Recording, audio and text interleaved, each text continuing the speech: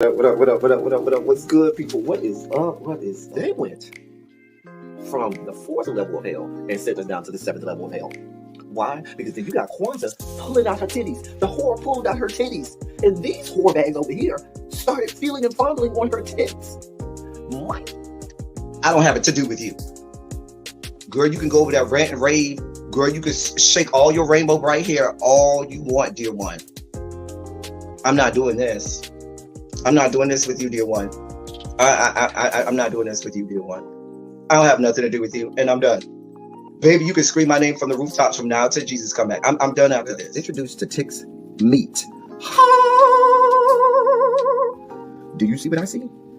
Did y'all really hello, casting, wardrobe, y'all let him roll up out of wardrobe with these fans on, giving us all of this, thinking we were not going to see it? We have been waiting with bated breath and anticipating all season long for the slightest glimpse, and y'all just put it out there this episode in all of its magnificent glory. Listen, that young man said, baby, you ate on this first date, you giving up the cooch on the first date, okay?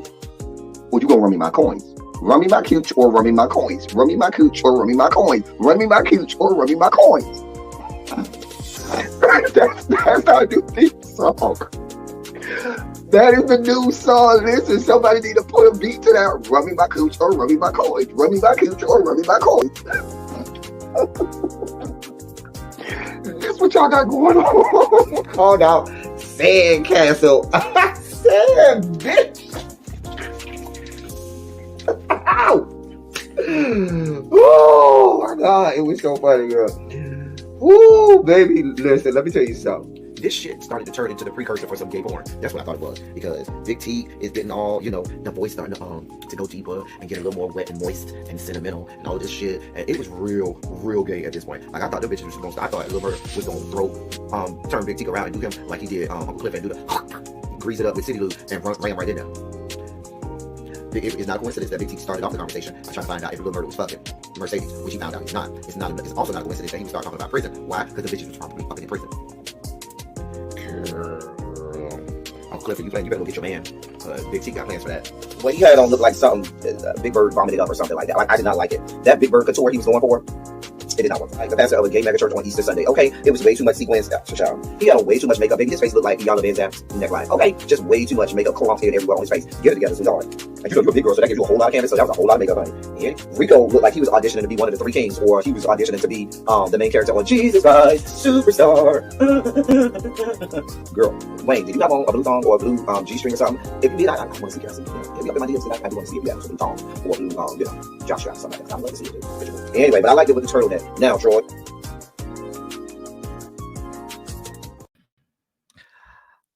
Well. Good afternoon. Happy Boxing Day for those people who celebrate Boxing Day. Oh, okay. I'm almost finished with this bottle. Happy Kwanzaa to those people who celebrate Kwanzaa. Hello.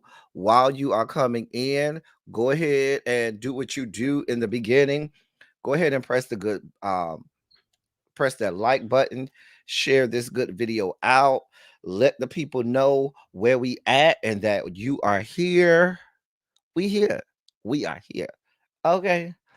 Let me say hi to some of y'all because we gonna dive today. Listen, go ahead and put on your scuba gear. We're doing some deep sea diving today. Go ahead and get your excavating equipment because we're going down the rabbit hole today. I'm just saying.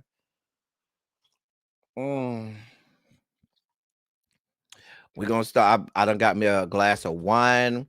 We're gonna go down this this hole like Alice in Wonderland. Let me say hey to some of y'all. Hey, Lemon Kush Pepper, Budgets Weights, Monk Chip, Sharice, Ravine, Tanya. Hey, boo. I hope everyone had a wonderful Christmas yesterday. I hope you all went and had a good time. I went and saw The Color Purple. Hey, Empress. Hey, Ravine. Hey, everybody, as y'all come in. Hey, Monk, Chip, Boo, Budgets, Weights, everybody that's in here that's falling in. Y'all go ahead and file in. Go ahead and click the like button. Let me know. Let the people know you were here. Oh, I got to turn on my light, huh? That's why I seem so dark. I ain't even turned on my ring light, y'all. I kind of like it this way without the ring light. Y'all tell me how y'all like it. Hold on. Okay. We like it with the ring light or without the ring light. Let me see. This is without. I kind of like it without the ring light. And this is with the ring light. What do you think? Hey, J12, aka, what's going on?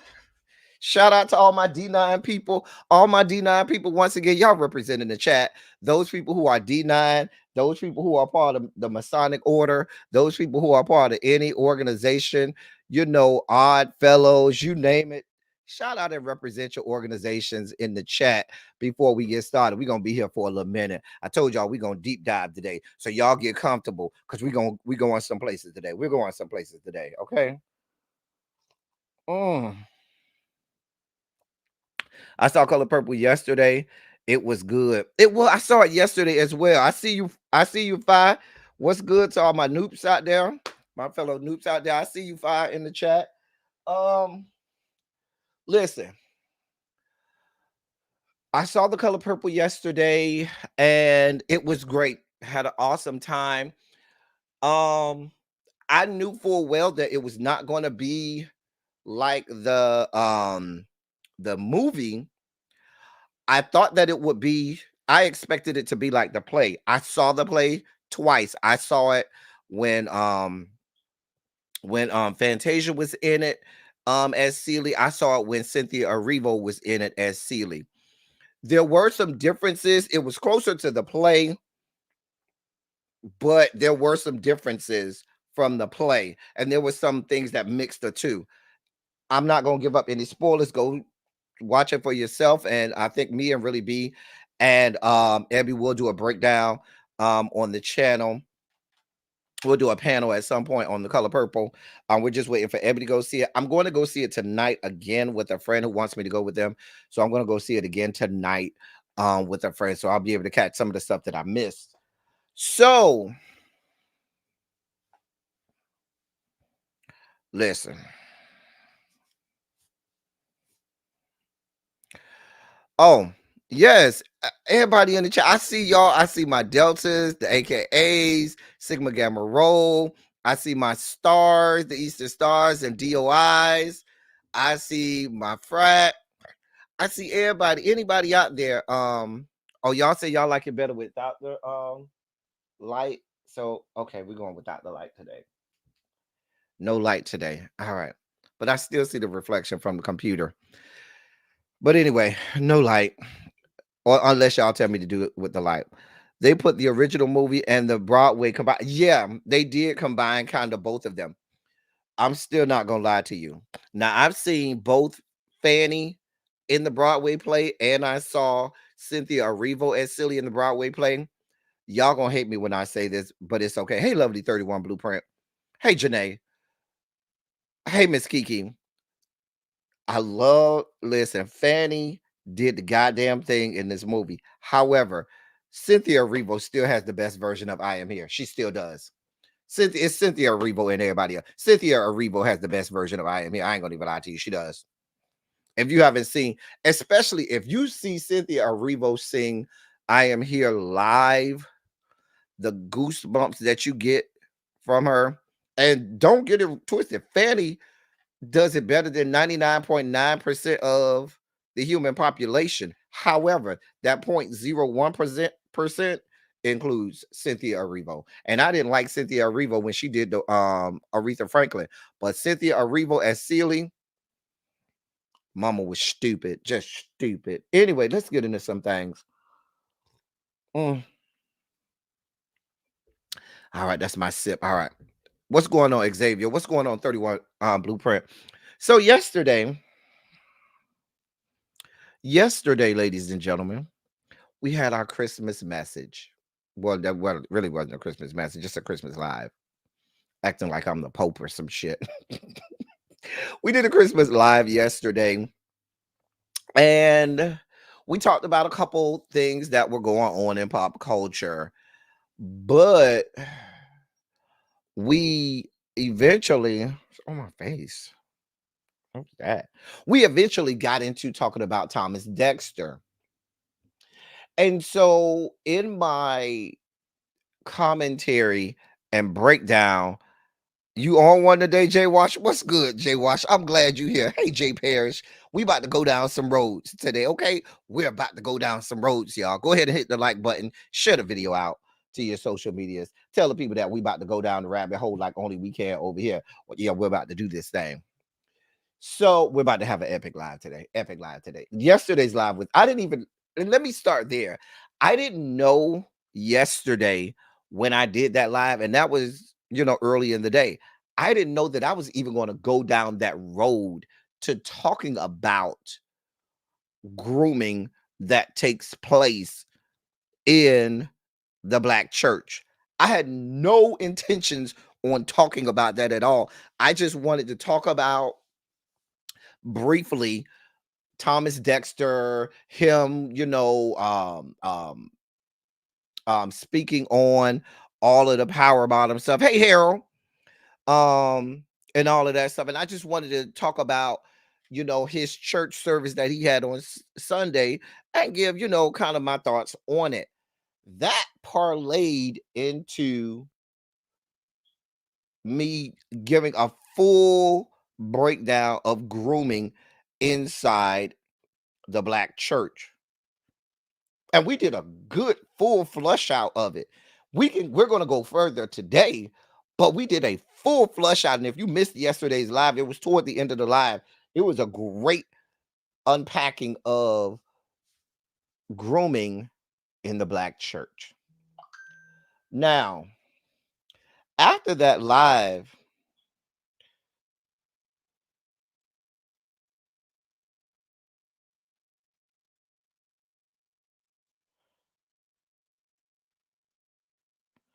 hold on, y'all.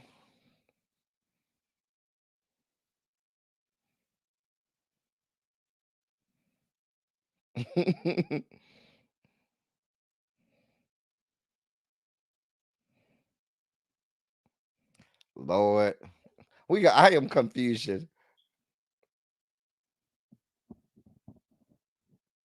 I'm so confused. Hey, MBN, I'm over here texting, really being Abby. And yeah, I am so confused now. Anyway, mm,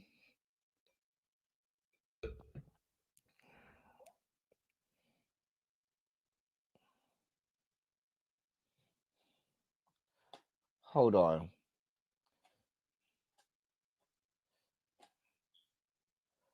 Lord. If Thomas Dexter want to come over here and get some of the smoke, come on, Thomas Dexter. You just come on, because nobody said that Thomas Dexter did anything. What we did was a breakdown of grooming in the black church. And what we'll do today is do a critical analysis of grooming in the black community. And I'm talking about male grooming in the black community. What that looks like. Because there are many different places and spaces where that happens. There's many different iterations of it and factions of it, many different vantage points of it. And yeah. So he can come get some of this too. I don't mind. If Thomas Dexter wants to come over here, he can. I mean, who cares? All right, let's do this. Mm. So I wanted to put this up first. We're gonna take a ride. Take a ride with me, y'all. Take a ride with me. I want to put this up first. And what I'm putting up is the definition. I want to highlight definitions number 2 and 3. I'm gonna give y'all a sec. Read the definition for 2 and 3.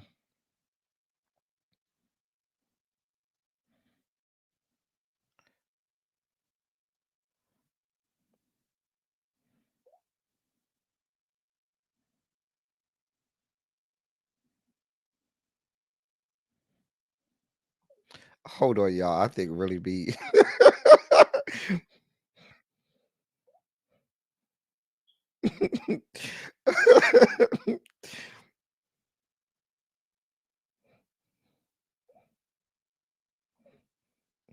All right. Um,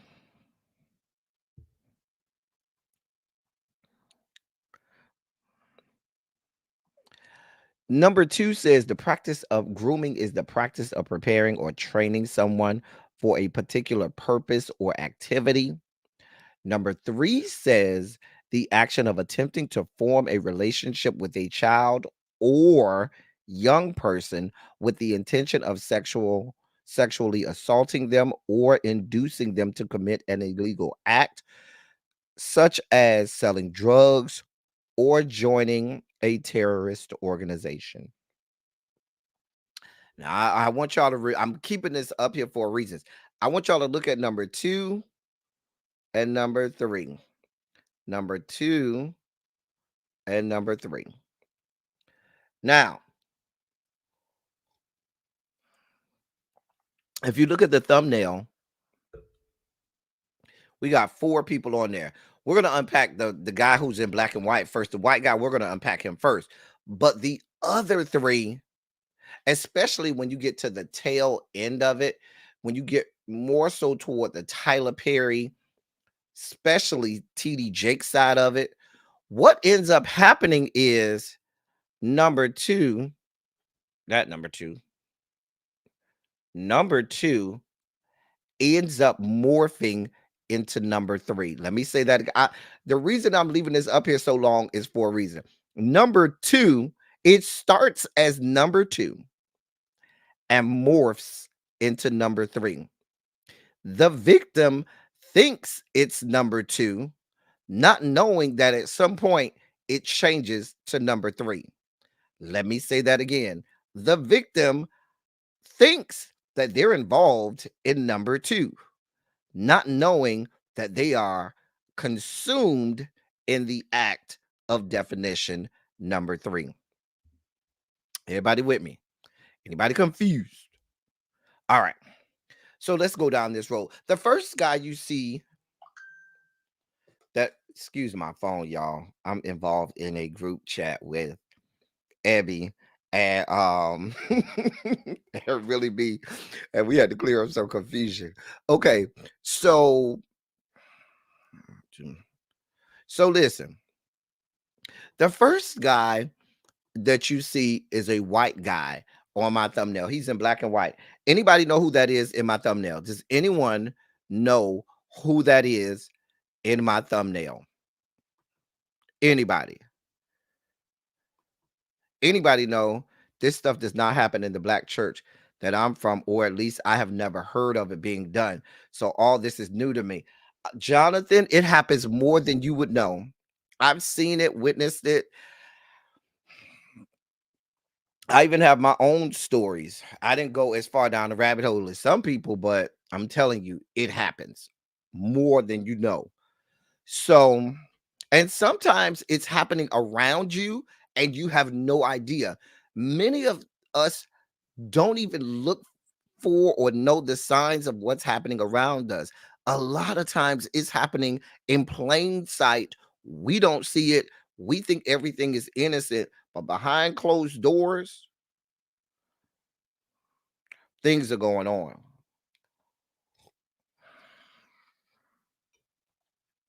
Anybody know who the first guy is? The first guy that I put up there is Ed Buck. Edward Buck. Anyone know who Ed Buck is? Okay, if you don't, let me help you out. Because telling you the story of Ed Buck is going to gravitate into the other three people. Before I get to Ed Buck, let me use a name that you all have heard a lot and know a lot about. The first name that people associate with, sex trafficking and grooming and all kind of stuff is Jeffrey Epstein. Thank you, Jeff. So Jeff knows who Ed Buck is. We're gonna go a little bit into Ed Buck, but before that, let me give people a something tangible that they can hold on to. What's going on, Quintessential? So you got Jeffrey Epstein, right?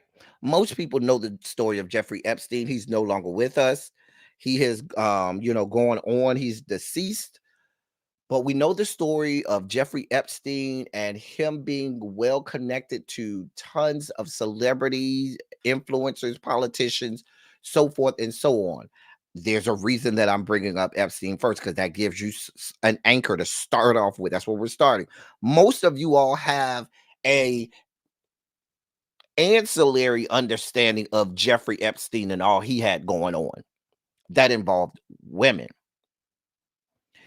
And you hear a lot of stories about the sex trafficking and about the grooming and about the horrible things that happened with Jeffrey Epstein. You hear a lot of times these same things with other men, particularly white men, I'll have you, that involve young girls and women, young girls and or young women who are of age. Most of you are probably going to tell me you have no idea who Ed Buck is. And I'm going to get to Ed Buck, and that's going to help us feed into the Diddy, Tyler, TD Jakes, so we can start to talk about what we're ignoring in our own Black community. I feel like I like the light on. Now I feel like it's too dark and I want the light on, only because we're losing sunlight because the sun is about to set in a little bit. So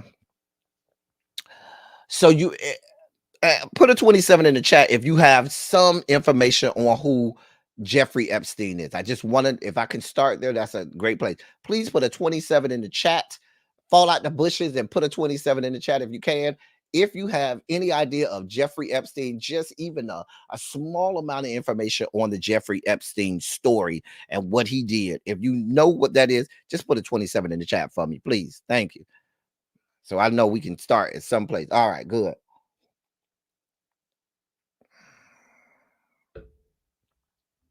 Okay, good. So we got some people that know that. So let's talk about Ed Buck. Ed Buck is a millionaire. Ed Buck is currently in jail now, I should say. But Ed Buck is a millionaire. He's a white guy. He's the white guy you saw on the thumbnail in black and white. Ed Buck starts off his early life. He's a model. He's well connected. He goes to Europe and starts modeling and things like that. He's very well connected. He gets some money. He comes from money. Parents, are well off and so forth. He has a friend that has this company called Rapid Information Services. Rapid Information Services pretty much, plummets. Ed Buck says, listen, I'll buy it from you. Because they've applied for bankruptcy. Ed Buck tells his friends, listen, I'll buy the company for you for $250K. Buys it from him, renames it Gopher Courier, and the company just explodes, becomes a multi-million-dollar company. He becomes a well-to-do, very wealthy wealthy man, and a multi millionaire. Okay. In the 80s, this all happened late 70s, early 80s.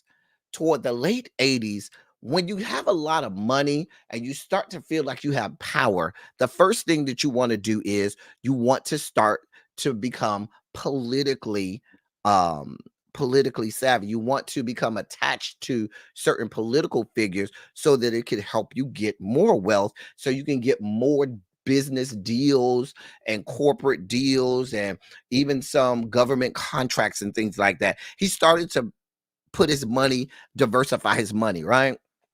Ed Buck, at the time, late 80s, is a Republican. He backs this candidate for the governor of Arizona. The candidate that he backed, his name was Evan Meacham. This is back in the late 80s. Evan Meacham wins, and he's sworn in, okay, and so forth. Come to find out, Ed Buck found out that Evan Meacham was a racist and a bigot and so forth. And Ed Buck says, I don't want any parts of that.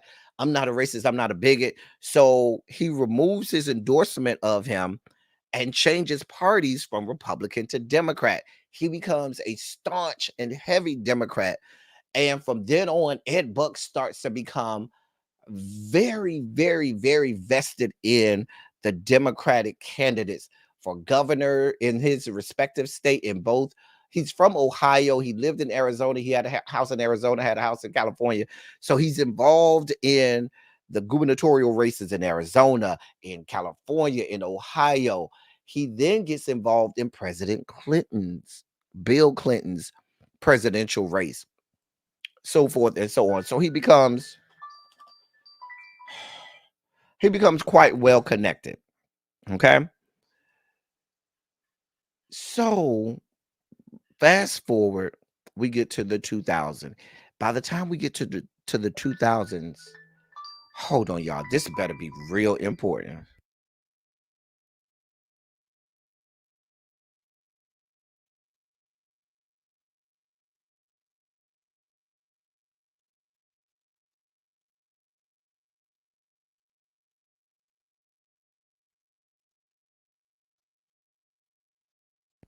Sorry about that.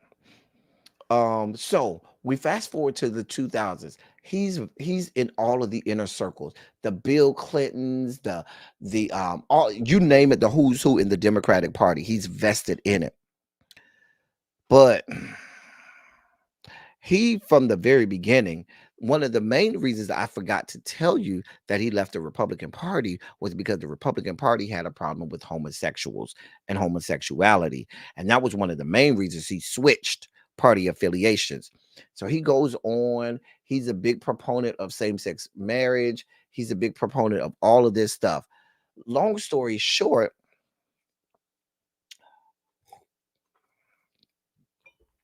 like most, I shouldn't say most, like a lot of white gay men, Ed Buck has a sexual proclivity for black gay men. Call it what it is. He liked the BBC. He likes the BBC. Okay. So if you're a white man heavily involved in the LGBTQ community, you're talking about P Flag, GLAD, you name it, he's heavily connected. He's donated millions of dollars. Anybody who's a Democratic, well-off Democrat, he's aligned with the Soroses in them. All this kind of stuff he's attached to. He has an attachment too for black men. So Ed Buck then starts to have situations where he starts to invite black men. He has a house in West Hollywood, right? He becomes well involved in the political scene in West Hollywood, but he also gets involved in the sex party scene. He starts to have sex parties at his own house in West Hollywood. He starts to make sure that he invites gay men to his house. He throws money at them at a whim. He has a propensity to go and look for those black gay men who, if you think about it, when he first started doing it, it was during a time when a lot of black gay men was getting thrown out of their house.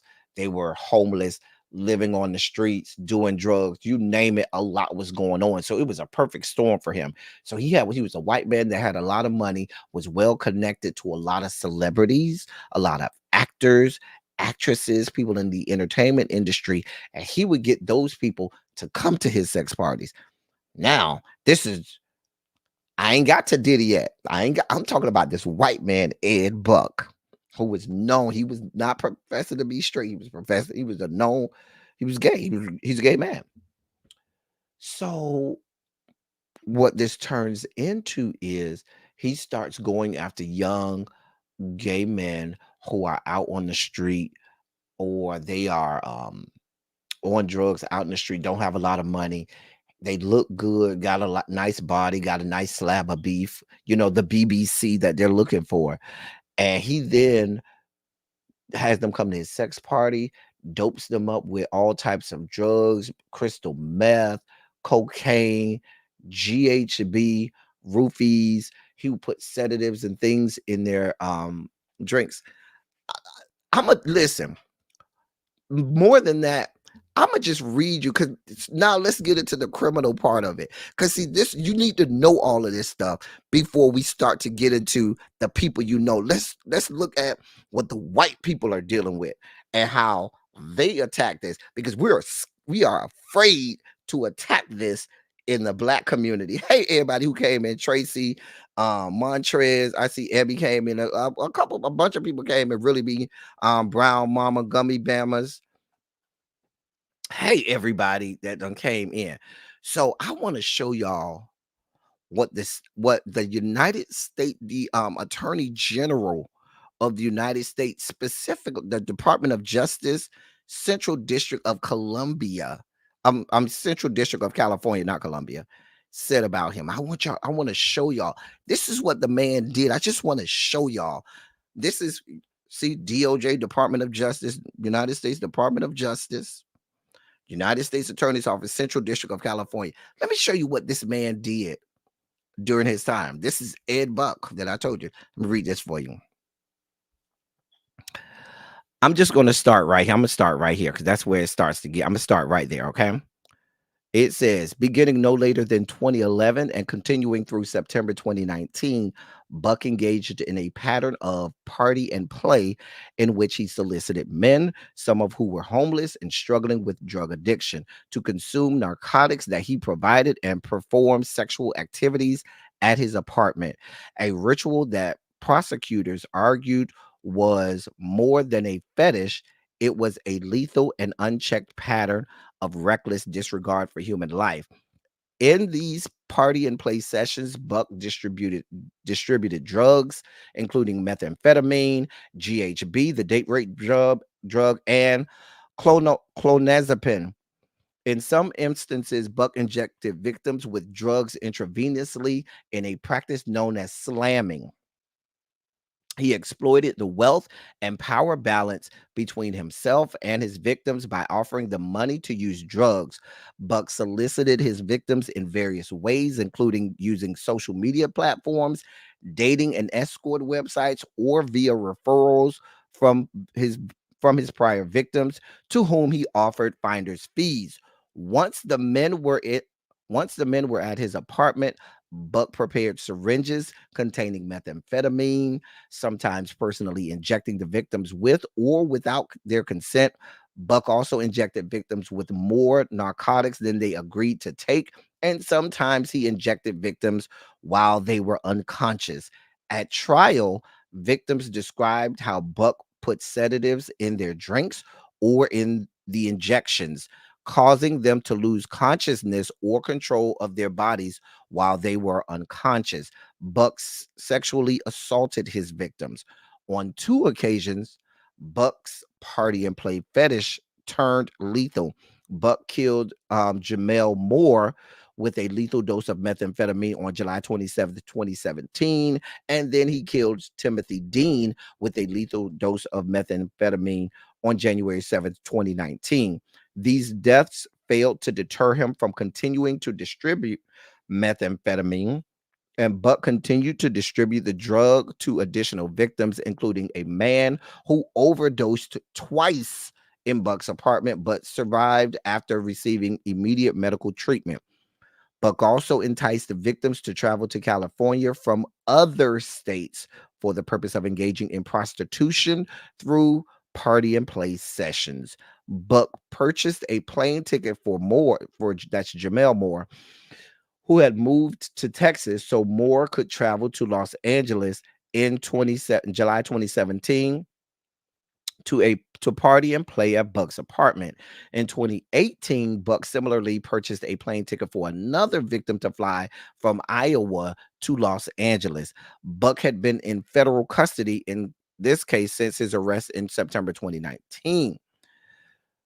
This defendant prayed, and this is according, excuse me, This is according to the United States Attorney Tracy L. Wilkinson. This defendant preyed upon vulnerable victims, men who were drug dependent and often without homes, to feed an obsession that led to death and misery. Mr. Buck continues to pose a clear danger to society, as evidenced by him continuing to lure men to his apartment even after he killed two men with lethal methamphetamine injections. The sentence imposed today will protect other potential victims and hopefully will bring some solace to the families of the two men who needlessly died in Buck's apartment. The DEA, the Los Angeles DEA Field Division Special Agent in charge, Bill Botner, said, "We fight every day with every drug related case to bring justice to the victims and their families. Individuals who knowingly distribute lethal drugs and use them to prey on vulnerable victims will be relentlessly pursued and held accountable. Today's sentencing and illustrates the tireless efforts by investigators and prosecutors to hold predators responsible for their actions." And it goes on and on and on to spell out people giving commentary on the verdict. He was sentenced to 30 years in jail for the killing of two victims, but many sources within the West Hollywood area says there were more than just two people that died. Those are just the two that were that he was on trial for, but he had been doing this for several decades. He had been doing this year after year after year after year. The whole in the gay community, they have the term party and play. When you see somebody says, "Do you want a party?" and the T is capital, that means party and play, meaning, and when they have the T capital, that stands for Tina. Tina is code language for meth or methamphetamine. He knew that, preyed on that, and specifically preyed on um black men because he was into the BBC. Okay. You see it, those, hey, Reverend Yvonne Price. Um, so I wanted, and that's the story of Ed Buck. So we start there. We start with the story of Ed Buck. And I bring you the story of Ed Buck is because this is a success story in that he was convicted. He's in jail for over 30 years. And we don't have to worry about his level of grooming. Because let's be clear. Yes, he threw money at them, but for a lot of them, it wasn't just the poor, homeless, and destitute that he did this to. There's also the stories of many people who were not homeless, who were not destitute, and who were trying to get put on within the Democratic Party in and other political circles that knew that he was well connected and he would make promises to them. Hey, I can get you in. I can get you to be a staffer for this congressman or this senator. I can get you put on to this person's campaign. I can get you all. And he would promise them, and he literally could. But him doing that came with, you need to go ahead and let me get some of what you got going on. And after this conviction, many politicians, many scores of politicians absolutely turned their back on him, tried to act like they had no attachment to him in the same way that they did with Jeffrey Epstein. But the evidence was out there. There's pictures and articles and all types of events that happened. Why? Because you got money and power and connection to power that out trumps everything.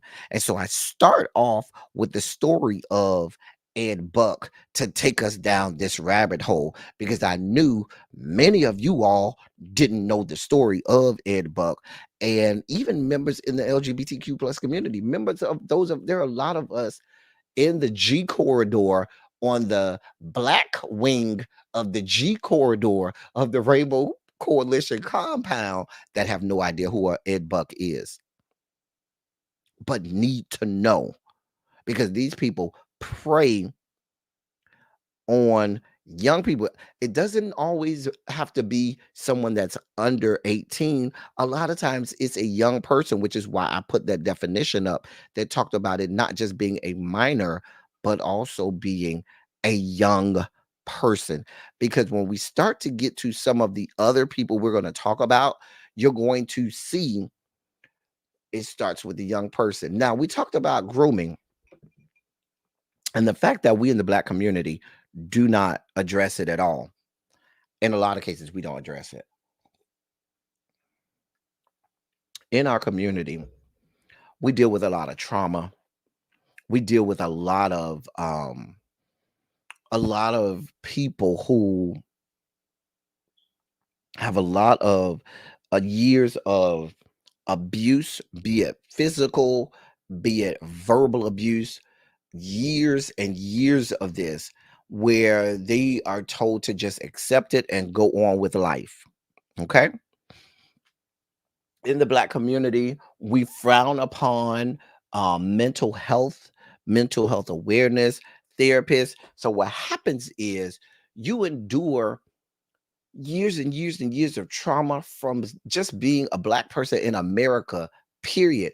That's enough trauma to send anyone to, an mental institution, just being Black in America. Couple that with the trauma that you face living in your own household. There's a lot of trauma that you face living in your own household, okay? So we're going to go down this road.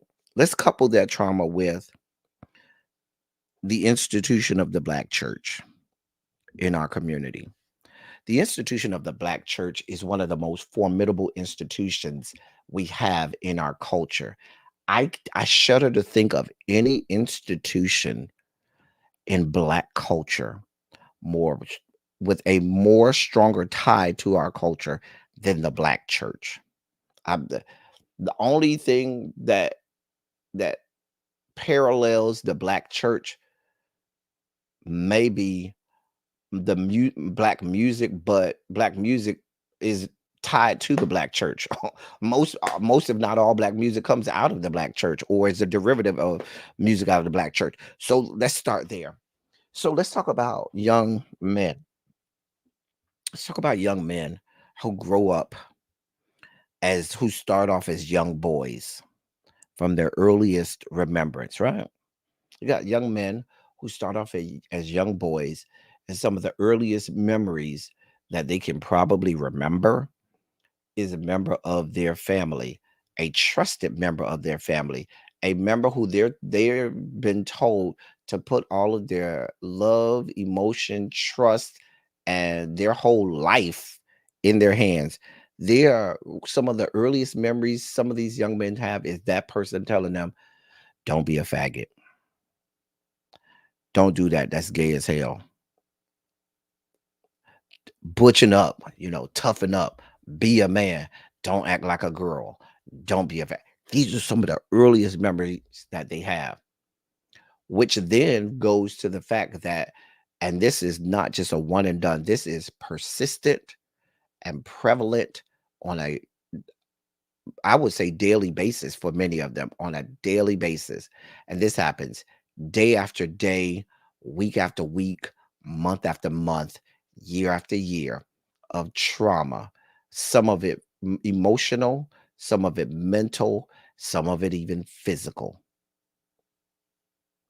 And so when they get to the point of teenage, when you become a teenager, when you're starting to try to figure life out and you start to get to the point where you start to say, it's time for me to go off on my own.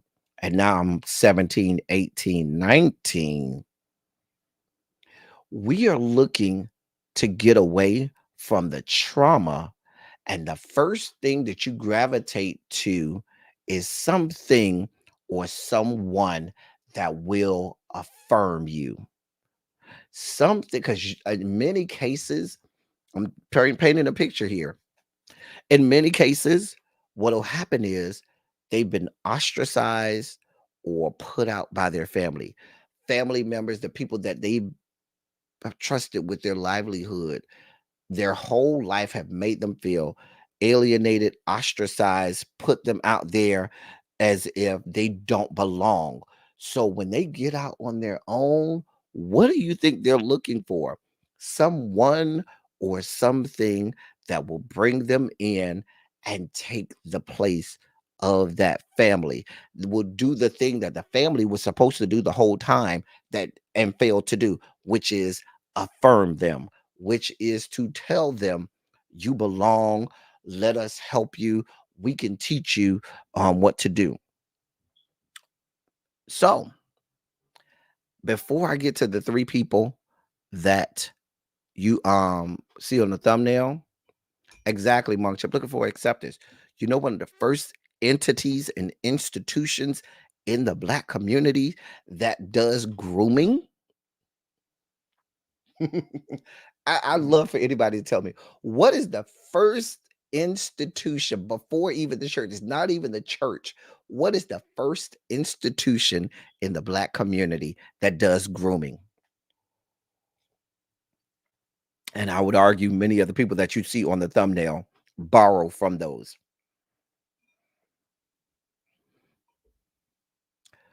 Here's what happens. The first institution involved in grooming are gangs. Gangs. Gangs. The boys on the block. These are people you grew up with. These are people you want. These are some of your peers, people who you want acceptance from, even more so than your family. So you got the gangs become an outlet even for people in the LGBTQ community. They are there in the gangs. That's when they first learn to do what their family told them to do, which is harden up and butchen up and be a man. Because now, if you can be a part of the gang, you now can get maybe some semblance of approval from the people who rejected you from the beginning of your childhood. It's gangs. Gangs do that. Gangs start people off as little, they start them off as kids. Kids join gangs. Let me put the definition back up again. I just want to show y'all. Let's go down this rabbit hole. Look at the definition again. I told y'all to pay attention to number 2, right? And number 3. Number 2 says the practice of preparing someone or training someone for a particular purpose or activity. Number 3 says the action of attempting to form a relationship with a child or young person with the intention of sexually assaulting them or inducing them to commit an illegal act. You know why gangs a lot of times chose kids? Because they knew police weren't going to go after kids, or they thought police wouldn't go after kids. So here we are. That's the first institution that ingratiates someone that feels like they're not accepted by the by their family. And that's the first acceptance. And they will kill, steal, and go to jail and won't snitch on nobody for these gangs. Trust and believe, gang ties in a lot of cases are closer than family ties. You see it all the time because that was the first time they felt accepted and a part. I see y'all in the chat. I see y'all, and I please keep commenting in the chat. I'm loving the comments in the chat, but I'm going somewhere. So then let's go to the first person on the thumbnail. We're going somewhere with this. The first person on the thumbnail. First person on the thumbnail after Ed Buck, you see, is, I believe, Diddy. I think if I put it in order, it was Diddy. Diddy was smart in that he knew. He saw this. He knew. The thing about all of the people that you see on that thumbnail, all of the people well invested in grooming or allegedly groom,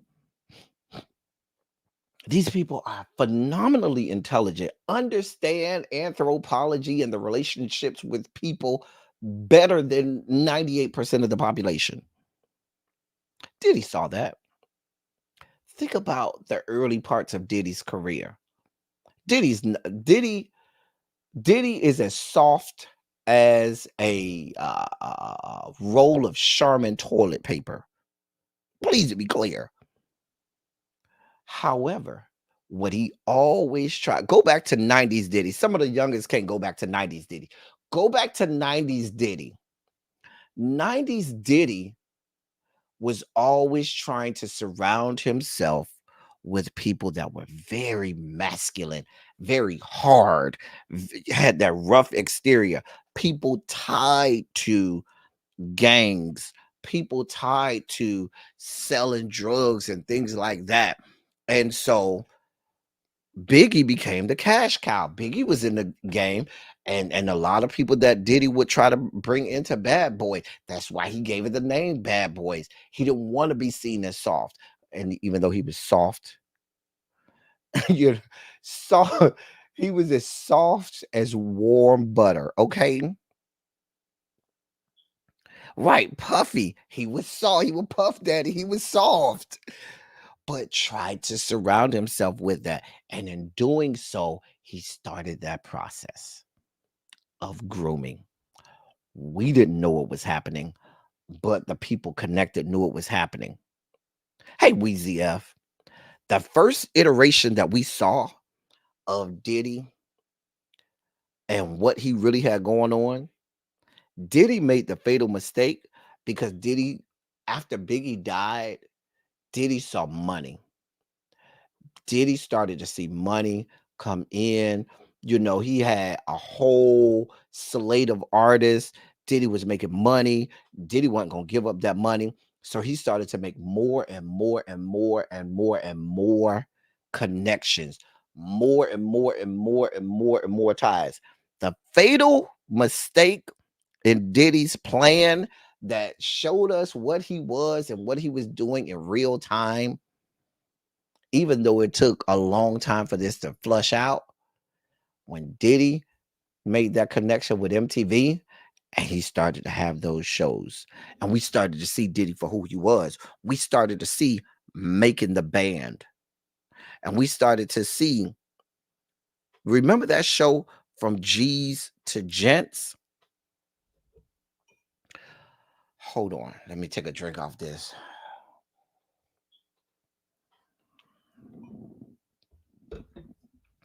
There are stories out of that show From G's to Gents where they would talk about parties that would go on at Diddy's house, and parties that would involve, allegedly, I'm going to say allegedly, alleged parties. I wasn't there.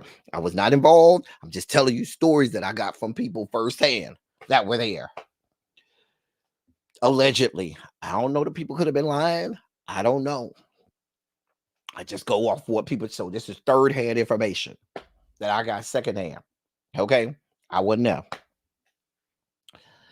So allegedly at these parties, if you remember, well, let me go back to Making the Band. Remember Making the Band? They would make them do all of these little things that was like hazing rituals. People who were in fraternities would look at it and laugh because they would be like, I see what you're doing there, Diddy.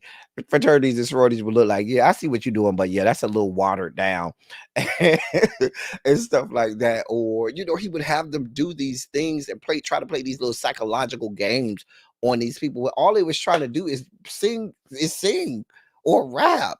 Why am I going halfway across New York City to buy you some cheesecake? Bruh, why is my ability as a singer and a rapper not enough? Why am I going through all of this? Hey, Miss Baythang. But we saw behind the curtain. He unfortunately pulled back the curtain a little bit and let us see some of the process of grooming. Now, let me explain to you what grooming is. People think you go straight from Jeopardy to Final Jeopardy in grooming. It is a process. And by the time someone is fully being groomed, they have full trust of the person doing the grooming and probably have no idea that they are that deep in. They usually have no clue, no idea that they are that deep in that situation. They are fully vested in because they trust that person more than anyone else because that person has something that they're looking for, be it acceptance. Hey, Cams, be it acceptance, be it money, be it opportunity. They have fully vested themselves into it. So let's go back down to this. So you have these people subjecting themselves, let's go back to Making the Band, to things that they would never subject themselves to in their regular life. He's telling them, oh, these are things that you have to do in the music industry, so you prove that you got what it takes. And people looking at people in the music industry looking at them like, bruh, I'm just here to sing. I'm not here to show you that I can be a courier service. You know what I'm saying? So you got all of that going on. Then here's the fatal error. The the making the band part gave you some insight to the whole grooming situation. But what that other show, and he tried to put it out there, oh, this ain't my show. This is Farnsworth Bentley's show. No, bruh, it was your show. We knew it was from point blank. We have watched you have Farnsworth and Bentley follow you around with that $1,000 umbrella everywhere at your beck and call. And then you have this show from G's to Gents. I'm taking y'all back somewhere. Remember what I told you about gangs, right? Go back to that show, G's and Gents. G's to Gents. That show, G's to Gents, had this thing where they were taking a whole bunch of hood rat guys or guys that were involved in gangs. Go back. Let's connect these dots. The umbrella was like so. I think it was like somewhere between $700 and $1,000 for the umbrella. It was. But anyway, so you had all of these guys, young, impressionable men, all involved in gang activity, and their, their hood and all of this, and we're going to turn you into gentlemen. We're going to groom you into gentlemen.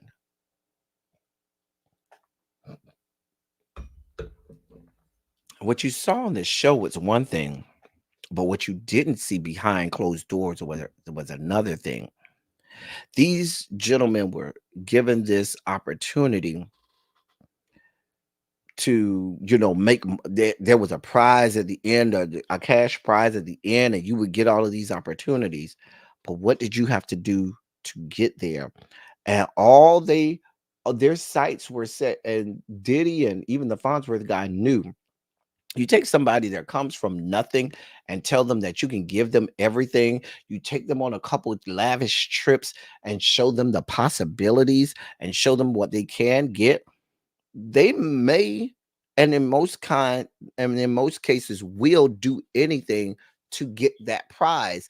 It's the horse and the carrot situation. They're going to do whatever it takes to get to that prize. So here we got it.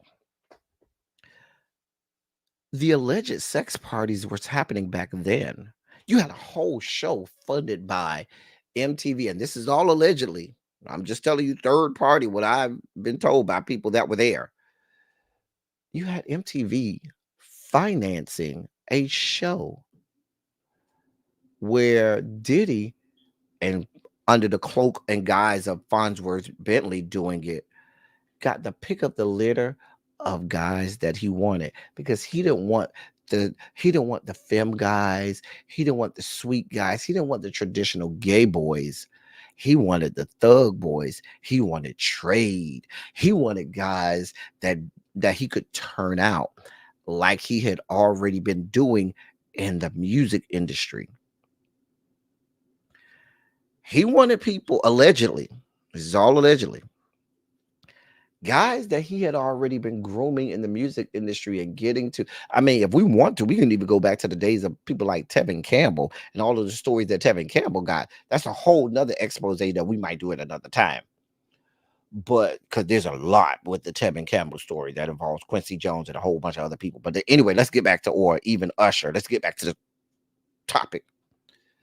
MTV financed. So now Diddy has a whole show that he don't have this. Now Diddy has capital sent to him, meaning money sent to him from MTV to put all of this on.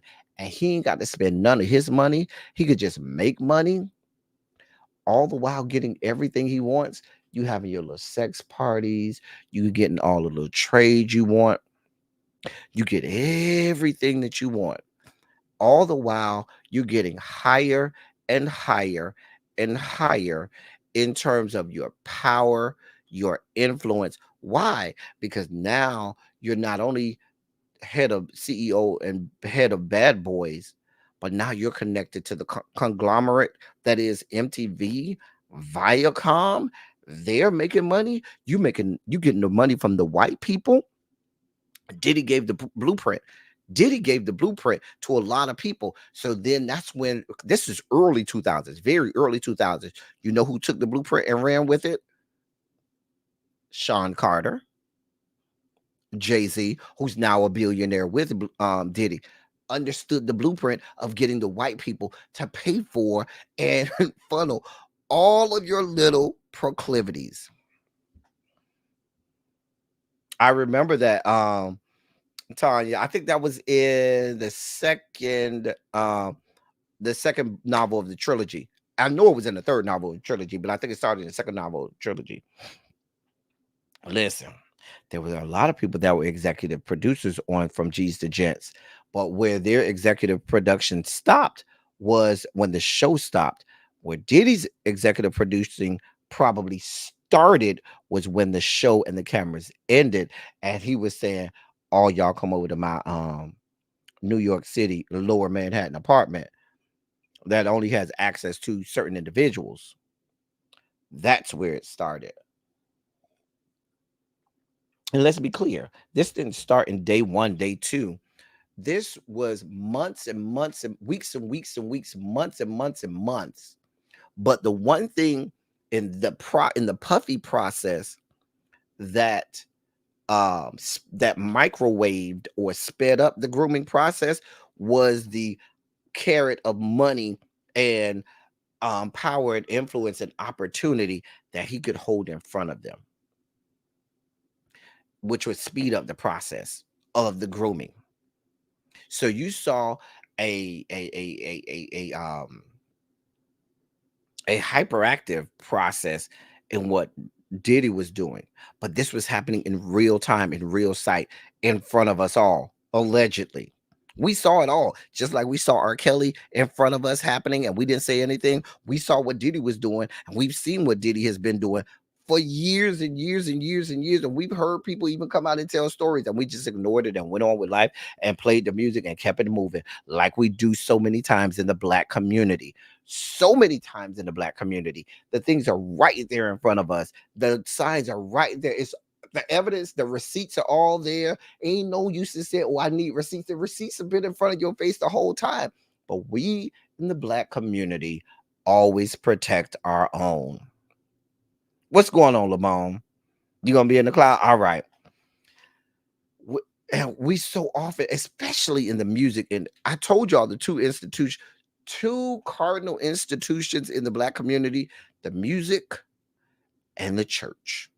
And the music comes from the church. So those two institutions in the Black community, we will not let those two institutions fail in the Black community. The music and the church, we will fight you tooth and nail about it. So we'll start there. We'll start with the Diddy. I could go further, but we got more to this story. Let's travel on to Mr. Tyler Perry.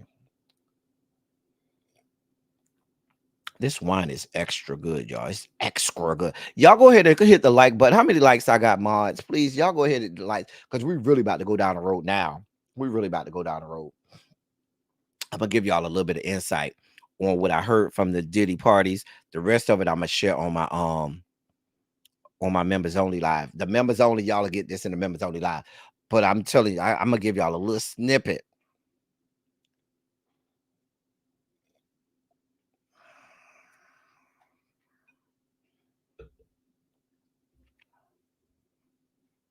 So anyway, let's get some please get some likes on this, please. Y'all go ahead and while we got these people, got 135 people that I see here. Y'all go ahead and hit the like button, share this video out, and all of that good stuff. Go ahead and subscribe. It don't cost you nothing to subscribe. We here. I would encourage you also to become a member. You can then join the members only chat. If you think what I'm talking about live is a mess, the members only chat is 1,000 times worse. Well, better, I should say, not worse. So, from what I have been told, this is all alleged, this is all third party. The people were saying, the people there said that it was always a situation where they would go over there would be girls there. There absolutely would be girls there. But at some point, while the girls were there would be an invite into another room where it was just Diddy and some other girl. And it would start off with the girl in there. And I'm not going to give too much detail because I'm saving this for members only. It would eventually end up with a situation where the girl left. And she was the only one that left the room. And if you got invited into the room, you knew you was going to make it somewhere, or you got extra privileges or extra stuff. Hey, Therese, what's going on? But we'll save those. I have details, but I'll save those stories for members only live. Shout out to the members. Members, I said that I was going to have a members only live this week. I got stories. I'm going to tell all of the stories in the members only live this week. So y'all lay around for it. I am going to do the members only live this week. It is coming this week. We're going to get that out. Anyway, so we talked about Diddy a little bit. The Diddy stuff gets worse and worse and worse. The more money he has, the more power he has, the more influence he has. You then get to Cassie. Let's be clear. Diddy has had a beard attached to him since going back to, his first wife that's no longer with us. Let's be clear. Hey, Amber. Hey, Chloe.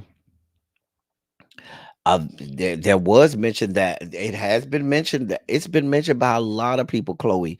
What did he? Many people have told us what he got going on. But like I told y'all, we see shit and nobody says a goddamn thing. We in the black community protect music industry and the black church. If we don't protect nothing else, we protected those two institutions because those are as big as you get in the black community.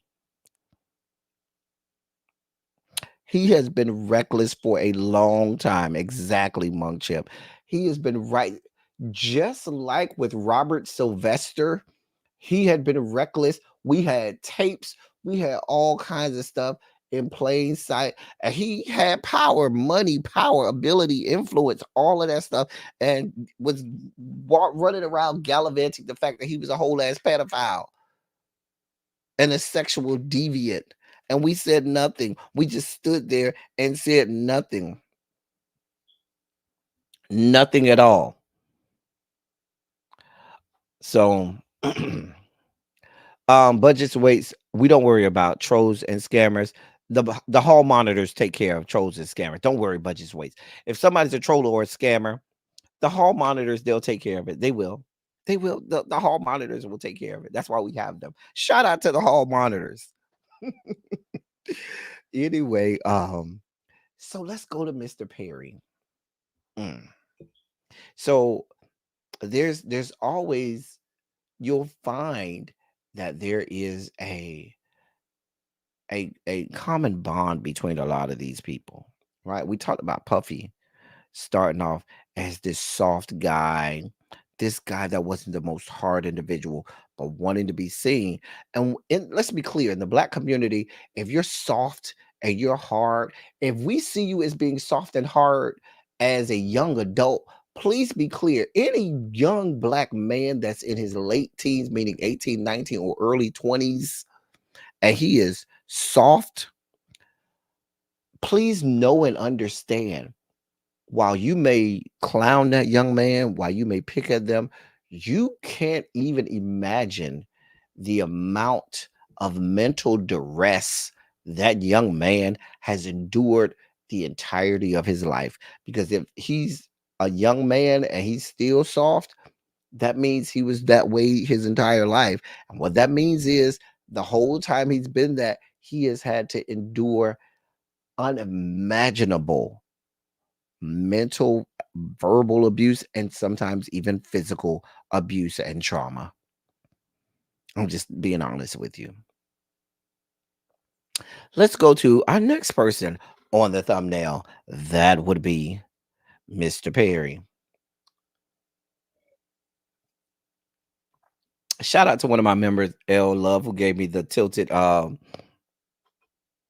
glasses. Shout out to L Love. So here we have Mr. Perry. I want to start by talking about, we talked about this earlier on another live, the scrubbed episode of the Boondocks. Remember the Boondocks? I think it was season, I know it was season 3, but I believe it was episode 8. I think it was season 3, episode 8. You would never see that episode of Boondocks on any cable or streaming service at all, because Mr. Perry had that scrubbed. He made sure. The only place I know you can find it, I don't know if anybody has the box set. Can you tell me if that episode is in the box set of the Boondocks? I'm not sure if it is, but you can still find it, I believe, on YouTube. And it's the episode that they made, and it's based on Tyler Perry, where you have this man who's a television and playwright and television director and executive. It's on streaming now. That episode, Roa 251, you say it's on streaming now. Okay. Um, I'll get there in a second. Hold that question, Tracy. I'll get there in a second. It's in the box set. Okay, good. So, but if you watch it on television, you won't find it. It will never show on television. It is on Max. Okay. So there was the episode of the Boondocks that was that everybody knew was talking about Tyler Perry. There was the Medea character in it, and the premise was Granddad had gotten a part as an actor on one of the plays, and and they took you through that whole thing, and it was made it as if it was a cult,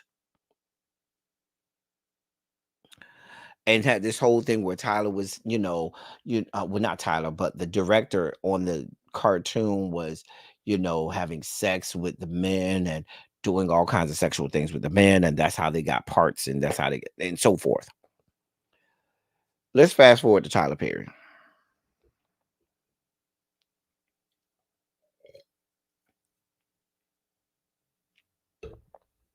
Tyler Perry is one of the soft guys.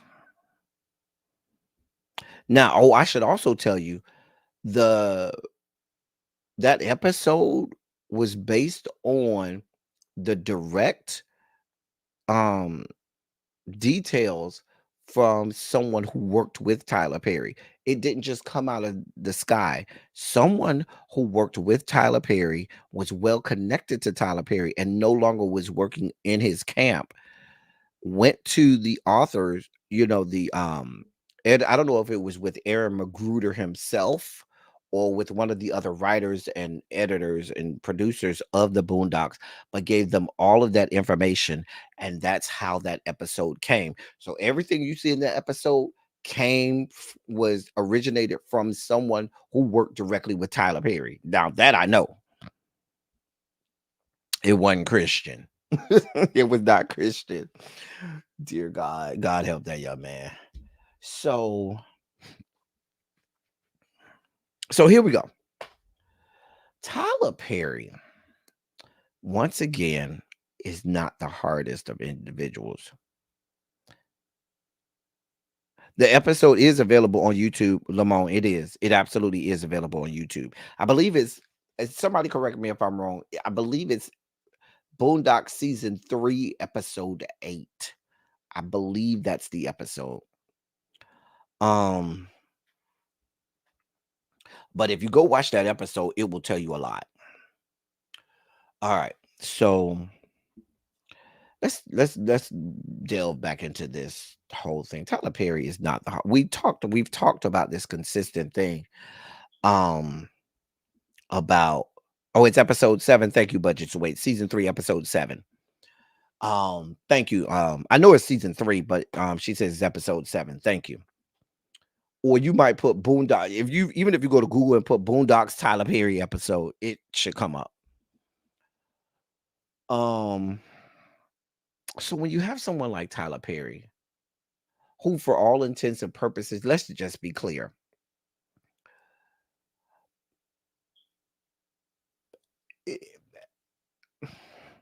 Put a 27 in the chat if a word you would use to describe Tyler Perry may be feminine. Put a 1 in the chat if that's not a word that you may use to describe him.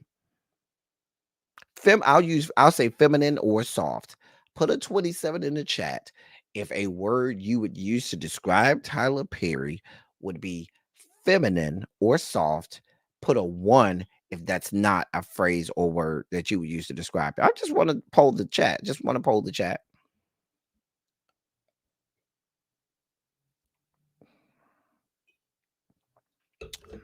Just want to get a good poll. It's about half and half. Interesting. Now, Tyler Perry, I have him second because Diddy is full throated. Diddy ain't church.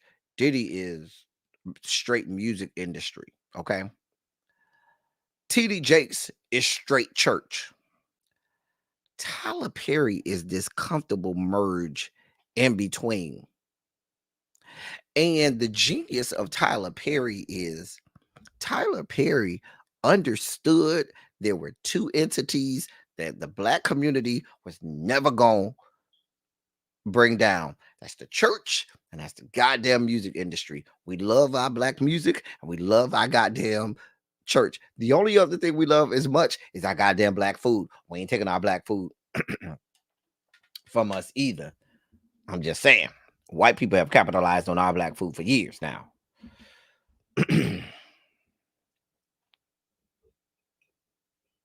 Wait, you say Boondocks not in my feelings? Wait, you got to say that again. Express yourself. I think you wrote that wrong.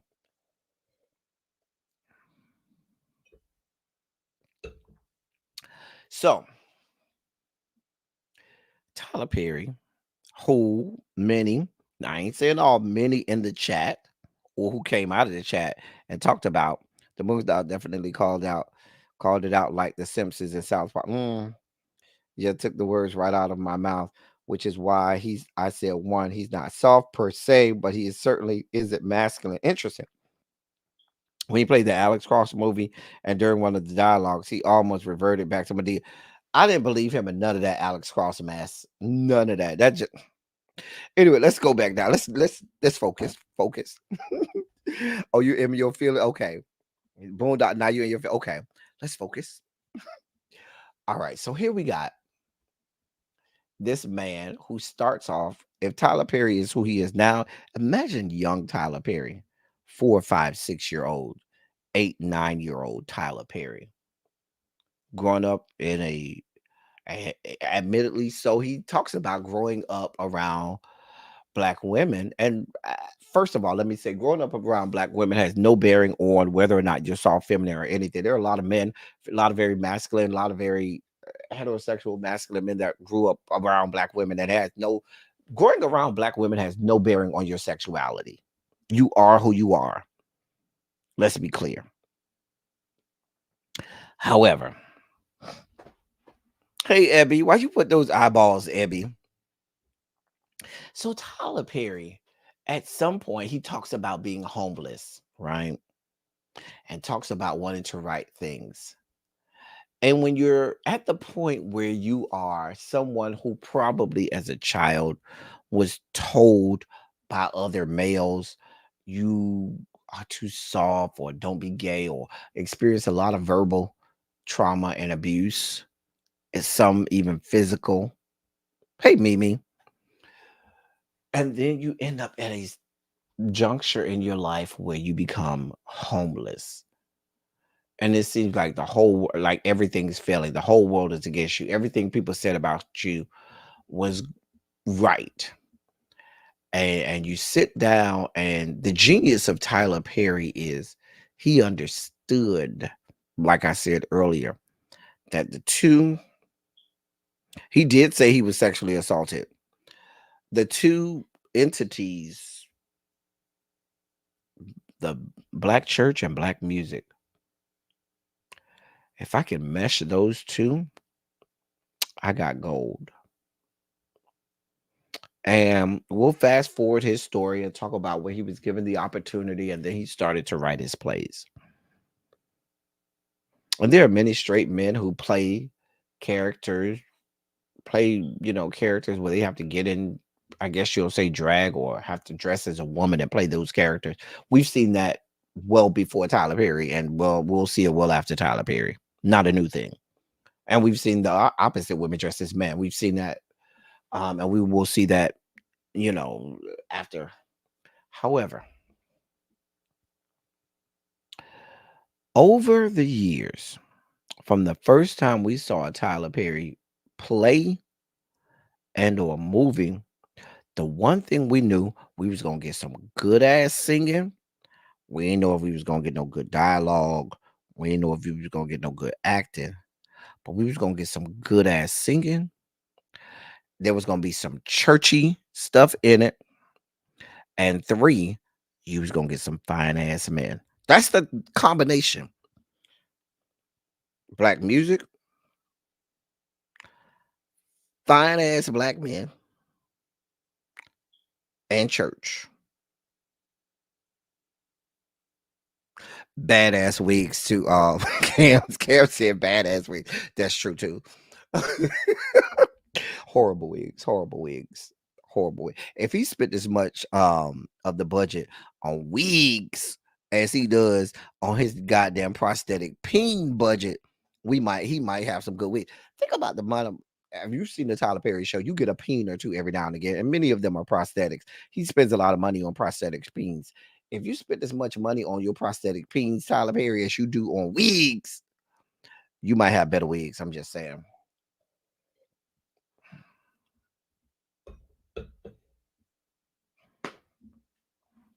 Anyway, but I'll say this: we have all, the first time you saw the first Tyler Perry show, movie, play, you didn't think nothing of it. You saw the second one, you didn't think nothing of it. The third or fourth one, your mind started to go. Your mind started to think a couple things. Gowns, beautiful gowns. No, every not gowns, beautiful gowns. Your mind started to think after the third or fourth thing you saw by Tyler Perry. A couple things started to go through your mind.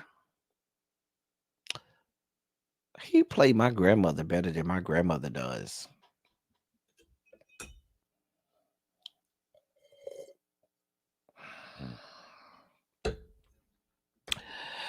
The other thing that you say is this bad acting, but it's a lot of fine ass men. And some just don't seem right. Cause by the time, I know for me, by the time I started to see a Tyler Perry play, he had done he had this was he had done the rounds. So his plays were well established at that point. And I'm like, with the money that you're making and the notoriety that you're getting, shouldn't you have better actors? Or couldn't you buy a acting coach or somebody to help these people?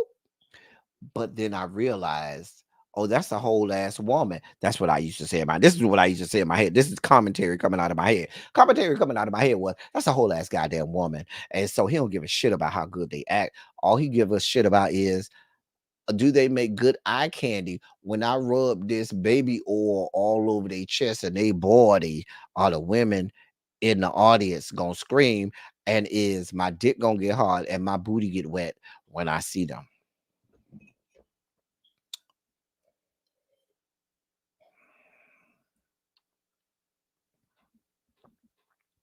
Am I lying? By the fourth or fifth play, that's what you was thinking. You was like, now wait a minute. If I don't need Tyler Perry to do, because let's be clear, Tyler Perry, the plot, the writing, many times is subpar. Not all the time, but many times in the Tyler Perry play and show or movie, the writing is subpar. The plot lines are real like girl. The acting is very mediocre at best. So the only thing that draws you to a Tyler Perry play is, am I gonna get some good singing? And baby, is you gonna give me some good eye candy? And the one thing Tyler Perry does is give you good eye candy.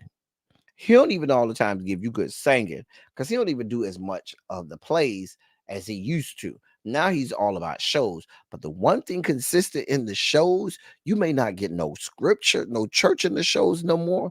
But what are you still getting? You ain't even getting the singing in the shows no more. But what you are getting, all right, Yana, that's my boo over there, Yana. Yana, go spend time with the family. You just catch up on us later, Yana. But what you is gonna get from Tyler Perry, you're gonna get a fine ass man. The one thing consistent in the Tyler Perry play is men, and that is by design. Now let's go down the road. You've heard the people, the Christian Keys told us a lot of stuff, right? But let's be clear. All Christian Keys did was confirm what we've already been thinking. Did put a 27 in the chat if Christian Keys confirmed what you were already thinking about Mr. Perry. Put a 1 in the chat if you never had that thought and Christian Keys just came out of left field. Please put a 27 in the chat if Christian Keys simply confirmed what you had already been thinking about. Tracy, you only have to put 27 once. Not that Cam said he gonna use 69 instead. Shout out to all of my subscribers and members because I love y'all so much. I got a couple people said they didn't think that about Tyler Perry. Some people may think that Tyler Perry is like the cuter and has no problem, accepting the fact that he's, a straight man. You know? Now, Christian Keys basically painted the picture for us. Now, I don't know whether or not he's telling his truth, telling the truth he heard from somebody else, what he has going on. I have nothing to do with Christian Keys, and he ain't put a name on it yet. We're all just speculating. So I'm gonna just go down this road. But you notice one of the first names that they put is Tyler Perry in the chat. Let's be clear. We have thought this about Mr. Perry, and even if it's not Mr. Perry, there are many people in the music, and not in the music, but entertainment and television industry that have a history of grooming that we just don't know about and have not heard yet. And how that goes is, now let me paint this picture.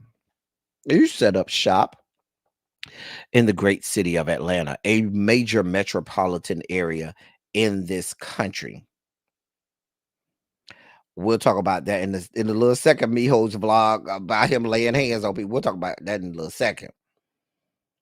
Now, you set up shop in a major metropolitan area like Atlanta, and in any major metropolitan area in this country, major metropolitan areas in this country have a lot of black people. Why? People always ask the question, why is there a lot of black people in major cities?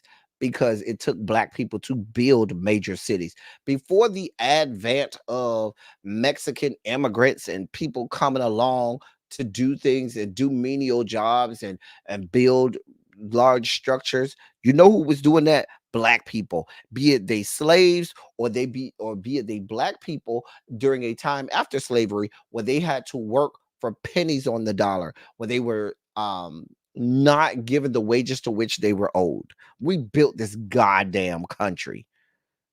So that's why you see a lot of black people in major metropolitan areas. The other reason you see a lot of black people in major metropolitan areas is, think about it. In order for you to be a major metropolitan area, it has to have a lot of money.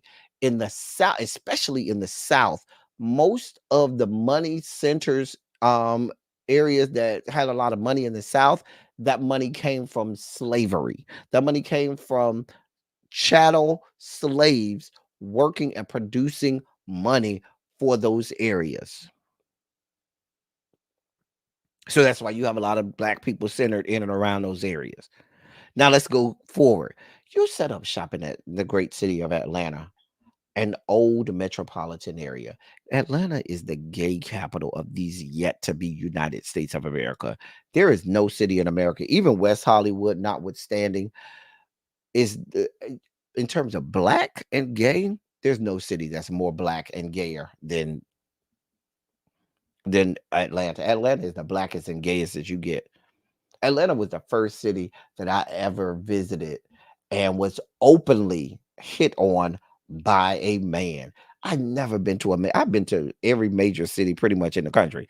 I went the first time, this was years and years and years ago. I went to Atlanta for the first time. This was going back in the 90s. And I was openly hit on the street. It was baffled my mind. The dude was fine as hell, but I couldn't even like get into the fact that I had been hit on, you know, because I was so floored by the fact that this person was openly out in the open just hit on me. And I was like, wait, this happens in real life? Anyway, let's move forward. So you set up shop in Atlanta, the blackest and gayest of cities in the world, which also has a large population of impoverished black people. And if you have a large population of impoverished black people, a good percentage of that is going to be a large population of impoverished black men. So let's connect the dot. It's the same story. You got young, poor black gay men, or in Tyler Perry's case, you got young, poor black men, period. Whether they're gay, straight, whatever they are. They're young, they're looking for an opportunity. Tyler Perry is the name that pays. He don't mind cutting a check. He don't mind giving money out, because money out, for every dollar that goes out, $30 come in, if not more. For every dollar I pay out, $30 to $50 come in. So if I give out $10,000, you do the math. If I'm making you $100,000 ankle holder, guess how much money I'm getting in? Why? Because I'm Tyler Perry. I write, I produce, I direct. All of the money comes to me. Can't no, you know, uh Viacom or um none of the major, entities take money from me. Why? I make my own shit. I write my own shit. I direct my own shit. I got my own studio. So I got money coming in from everywhere. And that means I got money to play around with. And when I like to play around, as you can see from my plays, I like the company of gentlemen. Gentlemen that ain't just average looking, that don't just look good, gentlemen that look immaculate. So you notice every new person on a Tyler Perry show is always some actor that you never heard in your goddamn life. They ain't been in no other show. They ain't been on no other network. They ain't been involved with no other production company. They weren't even an actor.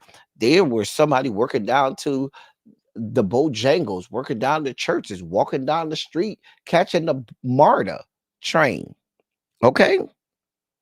And what happens is, you got somebody like Tyler Perry that wants to give you an opportunity, someone who's known for giving to the community, someone who's known for being a philanthropist, and someone who's known to put people on television. And we live in the year of our Lord 2023, where social media and television is king. And if you can not only pay me, but also put me on television. So now, by me being on television, that makes me go up in the social media, um, in my social media ranking. That makes me more lucrative. Now I got money, I got power, I got influence. I'll do just about anything. And he knows that.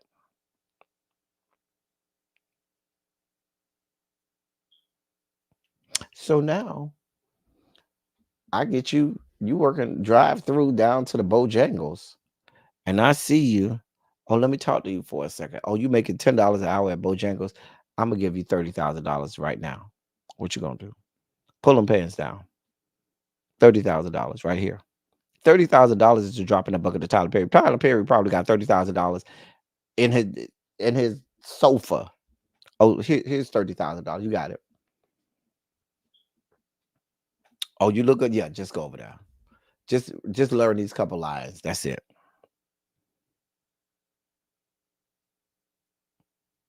And now Tyler Perry has the grooming process for Tyler Perry is a little different from P. Diddy. See, P. Diddy was the first. P. Diddy started it first. Tyler Perry might could look at a P. Diddy and say, "Oh, you think you do it fast? I'll do it faster because I got money too. And I don't mind going to the ghetto. I don't mind getting the lowest of the low and throwing some money at them for their silence. Sign this NDA. Sign your life away.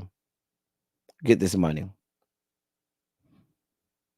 You ain't got you got $300 in the bank. Show me you got $300 in the bank. Because I'm giving you $30,000. You got 300,000. You got $30,000 in the bank. Because last time I checked, you probably don't even got 300. So get this 30,000. You got a baby mama that you got to pay child support to. You got shit you want to get. What you want to do? Because see, that's how it goes. I'm not gonna make you the $100,000 ankle holder at first. I'm gonna offer you one thing first. See how you react to that one thing. Then I'm gonna offer you a second thing. You're gonna have see. You don't get straight to the $100,000 ankle holder spot. It takes some time. First, you got to know if the booty good or the dick good. Secondly, I got to know that you have discretion and whether I can trust you.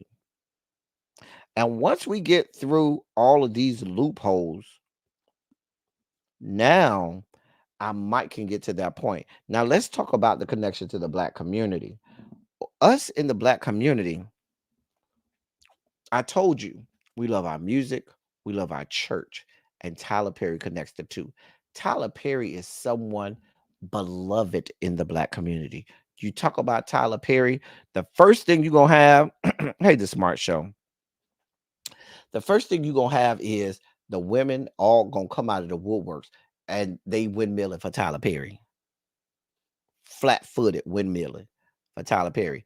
You ain't gonna find too many men that go windmilling for Tyler Perry, but the women is all you need, and that's all he's banking on. He don't care if he don't have no man, because he know if he have the women, that carries a lot of weight in the black community. And so what Tyler Perry is banking on is, I ain't worried. They out there windmilling for me. Thank you, Angela Riddick. It's like the devil make you an offer you can't refuse. So in the black community, when you got a Christian Keys that's coming against Tyler, if it is Tyler Perry, think about the news cycle right now. This has pivoted to the point where everyone, I shouldn't say everyone, but so many outlets, more outlets are attacking Christian Keys for trying to put his statement out there than you have people that are applauding him or protecting him or telling him, please, here's a platform, tell your story because we need to get this out there. You see, even on YouTube, look at YouTube, more people are attacking Christian Keys than are saying, please take your time, take whatever you need, Do whatever you need, but please tell your story so we don't have to have more people that fall victim. But what do you have? You got people out here windmilling because in the black community, we don't want to talk about this. And even if the Christian Keys, I see the part that I wasn't concerned with Christian Keys was his story. I was concerned with him talking about the $100,000 ankle holders, not because I wanted to be $100,000 ankle holder, but because this shows a pattern of abuse and a pattern of things that are going on, that people are focused on Christian Keys, not understanding the prize is not just Christian Keys. Keep your eye on the prize. The prize is inevitably him getting to the point where we know who this is, and that can stop whoever it is from doing what they're doing. And a lot of it is grooming. Because if I can offer you a job making $50,000 a year and you were just working down the church's chicken, dropping fried okra for $12 an hour, barely making $21,000 a year, you better be damn skippy. I can groom you and get you to do whatever you want. Whatever I want, I should say. That's the grooming part. But we in our community, we're so hell bent on no, we ain't gonna go again. Not Tyler. And I'm not saying that there shouldn't be people defending Tyler. If you want to defend Tyler, go ahead. But what I want to point to is in our community, we have a propensity to protect before we say, let it be what it's gonna be. And a lot of it has to do with law enforcement and our relationship with law enforcement and the law enforcement community with America, the penal system. And we have our history demonstrates that we have a right not to trust this country and what it does. And that goes back to why we don't often tell, excuse me, law enforcement or the criminal justice system what's going on within our own neighborhoods. But at some point, we got to protect ourselves, our families, and our children. The protection of them has to become paramount before we protect this one individual. Now, let's move on. Now, you have the situation, and I remember seeing this situation where you had Tyler Perry, Tyler Perry, like Puff Daddy, like Ed Buck, is somebody who likes to throw money around. Money is power to them. Because and why money is power, because the fact that they have money puts them in circles with people who don't have with people who also have money and who have a lot of influence and power. And so ever since I just want to arrest or lawsuit naming names because I'm tired of the game, child.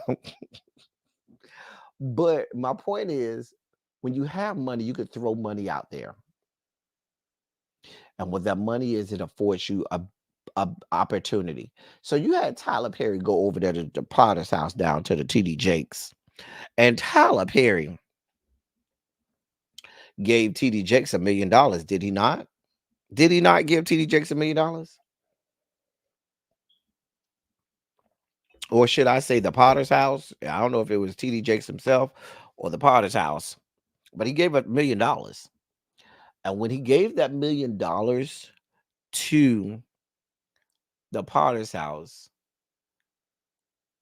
TD Jakes then opened himself up and subjected himself to having hands laid on him and being preyed on by one Mr. Perry. Remember that? Now, I grew up in church. Now, me and Ebby, we go back. Me and Ebby go back in the church. Is my frat brother still? I hope my frat brother's still in the chat. But let me say this. As someone who grew up in the church, I can count on one hand one hand the amount of times I saw my pastor have hands laid on him. I can count on one hand. Cause see, now we're crossing. See what the money, the power, and the influence, what and the root is the money, has allowed is there to be this crossing over now. Because now we're about to remember I told you Tyler had Perry, unlike Diddy, had the merger of the music and the church. So now we're going fully church now. So my pastor would always say, be careful. He would always tell us he was very careful who he even allowed in the church to prophesy to us, to speak to us, and to lay hands on us, because that was something that you didn't play around with. You didn't play around with that. My nails, I just cut my nails. They listen, my nails grow really, really fast. In about 2 weeks, they'll be like this long, like really long. They'll be really. I have to cut them almost daily. They grow. They come from my mom. They grow real long. But let me get back to my point. My point being that TD Jakes, to me, a moment like that,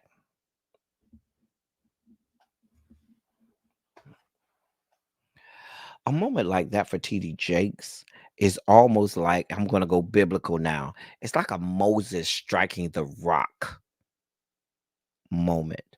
Now, if you're my Bible theologians know the pivotal moment in Moses' life where when he struck the rock, that was the moment that changed the rest of his life and the trajectory of his life, and that's why he didn't make it to the promised land.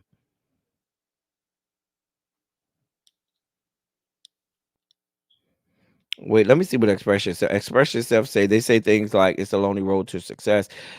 It says they will also say it is lonely at the top.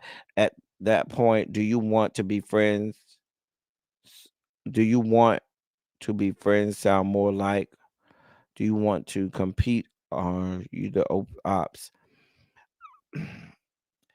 The top for a Tyler Perry or Diddy is very different from the top for TD Jakes, because TD Jake professes to be a man of God, a man of the cloth, and that comes with a different responsibility.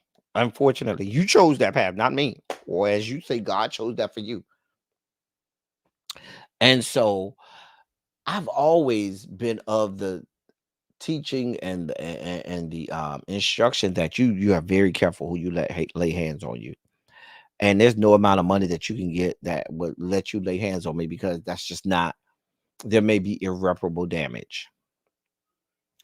And so when I saw Tyler Perry laying hands on TD Jakes and TD Jakes speaking into, I believe no parts of it. It was a farce. What TD Jakes was doing at that point was putting on the show for the people that they wanted to see. Tyler Perry played into it. I would venture to guess that that was something they had talked about probably backstage or in his office before they even came out there.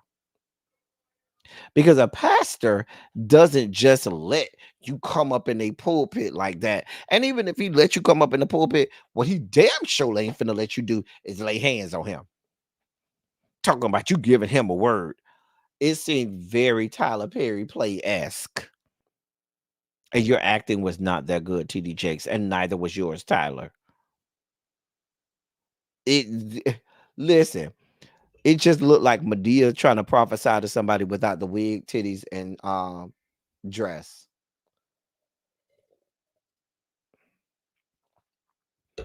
And we all know Medea is a cussing ass something.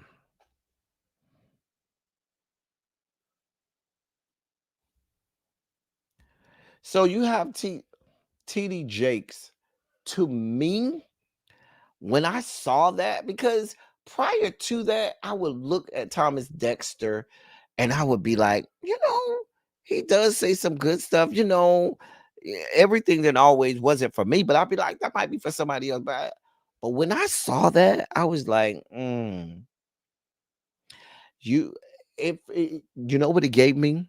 A lot of pastors and preachers. A lot of pastors and preachers start off well, and they have this stratospheric or this stratospheric rise in the church or in the community, and they become this larger than life figure and so forth. And then what happens is, after that stratospheric rise, they lose sight of what they were doing to begin with. And so what happens is the money, the power, the influence takes over. And so I feel like at that point, that's what happened to TD Jakes. And so what we have of TD of Thomas Dexter Jakes now is a shell of what it used to be. And what happens, and here's the thing now let if you want to go back to me talking about TD Jakes's type of grooming. I talked about that yesterday on the live yesterday. You can go back and see that yesterday. But let me say this, because the type of grooming in the black church, that is the long game. The grooming that goes on in the black church, that's not quick, fast, and easy. You can't just throw money at that. The type of grooming that goes on in the church is not the type of grooming that is real quick. This happens over years. There's trust.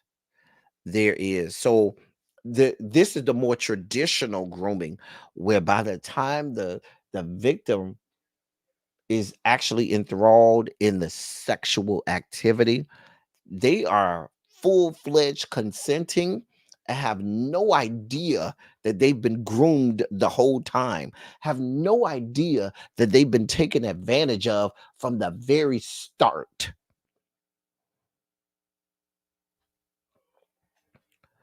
And so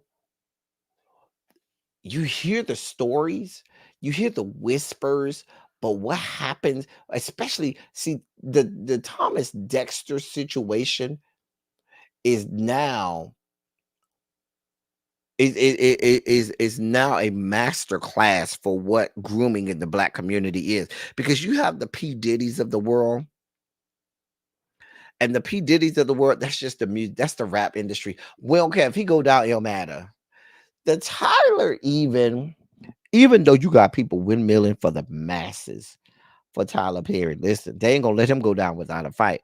But even then, people may go on. But Thomas Dexter, that's the church. Now that's the highest ranking of all black institutions, is the church. And what you not gonna have is them take down the church like that. Not without the fight of your life. And so what they fail to realize is, one, that pastors, apostle, bishops, whatever their title, they're all human and they're flawed. I think we as people need to understand, and they need to understand that too. Now, here's the part where we as people watching those individuals need to understand. That means that they are fallible. That means that they can sin.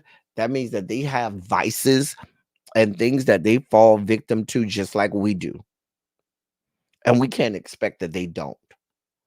The part for them that they don't understand is, when they fall or have sin or do trans or have transgressions, is many of them, and you saw this from TD Jakes, many of them seem to believe, I can just sin and people just gonna have to understand and forgive it. You're not gonna get, listen, in the year of our Lord 2023 and or 24, once we get there, you're not gonna have any more Jimmy Swaggarts. You're not gonna have the Jimmy Swaggarts of the world coming on television crying and weeping and sobbing, forgive me, Father, for I have sinned. You're not gonna have that. Pastors today, especially in the black community, in the black church, they are brazen, they are brass, and they are not going to give you any parts of that. They're not going to give you. So if and when it comes out TD Jakes in his sermon on Sunday set you up and said, even if it was true, all I got to do is go and repent, and the blood will wash me white as snow. Not so fast, sir. We learn from the stories of from my biblical theologians, my theologians. Go back to the story of Aaron and Miriam.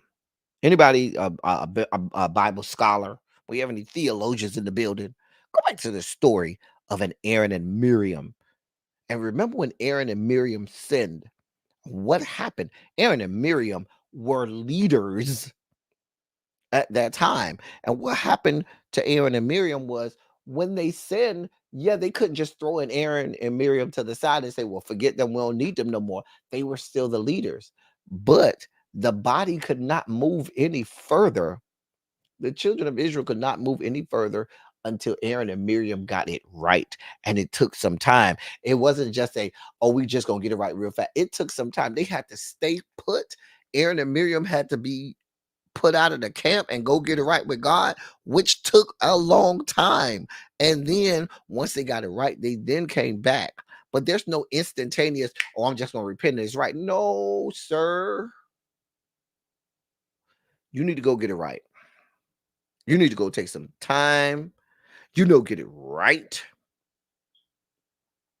and get it right with God. And then you come back. And after you come back, then maybe we'll, go down that route. But sir, you telling us that there may be a pattern of you out here grooming young men within the church? Because like I told y'all yesterday, I believe no parts of the TD Thomas Dexter. Diddy and Thomas Dexter have nothing to do with each other sexually. Thomas Dexter ain't going to a Diddy party, not a sex party. Please be clear. There's no connection between Sean Combs and Thomas Dexter. I no. Nope. No parts of it.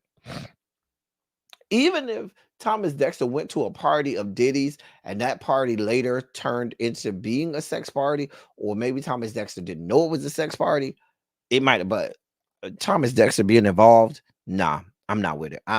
You're gonna have to show me a picture of Thomas Dexter in the act at the party with Diddy there in the picture. I don't believe no parts of that. However, the whole Diddy situation is a red herring. That is a distraction. That's to take you away from the grooming part. Because see, where the church gets involved, when you have many, many, many, it is a terrible picture, Tracy. There's many men that get involved from the pulpit with men in the church. A lot of it does involve grooming. And we talked about that yesterday on the live yesterday. But if that is the case, Thomas Dexter, then you deserve to be brought down. You deserve to be castigated, and you deserve everything that's coming to you. If that is true.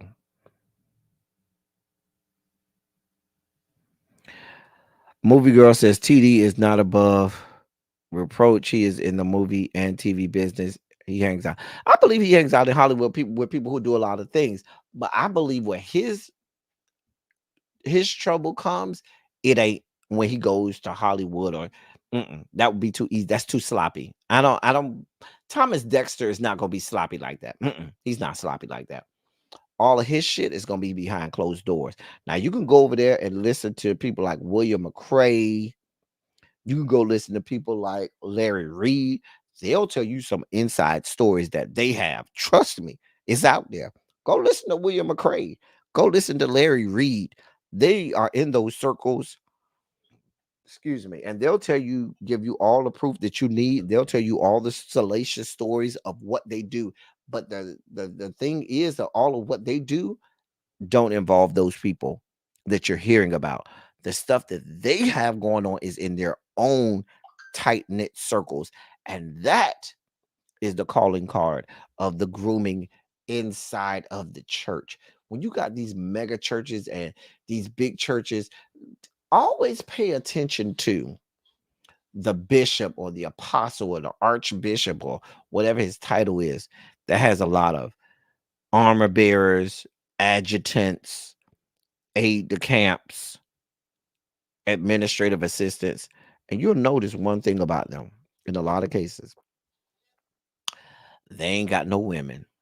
Now they'll tell you, "Oh, I ain't got no woman on my around me because I don't want nobody thinking I done did anything with my wife." Yeah, a person like me, we ain't worried about you doing nothing with your wife, because most wives know what's going on in their beards anyway. Many of the wives are beards, and they know what's going on anyway. They here for the money and the prestige that they get for being the first lady. Let's be clear. But you look at some of those adjutants, aide de camps, armor bearers, administrative assistants, and all of these people that are in their little bubble. That's where you go. The security detail, that's where you go to find out where the real story is told. Because they're not going to be sloppy enough to do it with a Diddy or at a Hollywood or sex party or something like that. They're not going to do it there. They're going to do it. They strategically pick the people they want in their close circle. And trust me, it ain't because they're the smartest person in the room or got the most know-how. It's probably because they fit their sexual appetite. Let's be clear.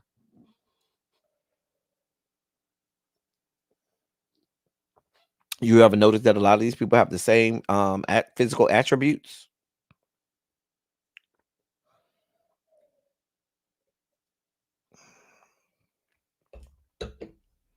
Look at all the people that I'm talking about. Diddy got a type. I'm sure you can tell me. I'm sure somebody in the chat right now can tell me what Diddy's type is in terms of the men. Tyler Perry got a type. I'm sure there's somebody in the chat that can tell me what Tyler Perry's type is. Thomas Dexter has a type, and I'm sure somebody can tell me what that is. Oh, you are very right. Miho's vlog. Grooming and discipleship is very different. Now, let's be clear. Some of those people in the inner circle are there for discipleship, but many of them are also being groomed. Many of them are there to serve a purpose, and that purpose is to serve and fulfill their sexual needs and desires. Let's just be clear about it. And I'm telling you what I know.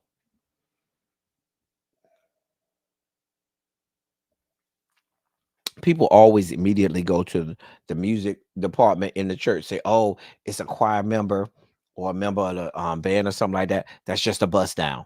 The choir member or the member of the band, that's just a bust down. Why? Because those people is a one and doneer. And every time that's just a bust down. But that inner circle, the innermost circle, always have one, two, or three of those individuals there that are closest to them. They know that person's idiosyncrasies. They know all of their likes and dislikes. And that person is there strategically because that's the real wife and not the first lady.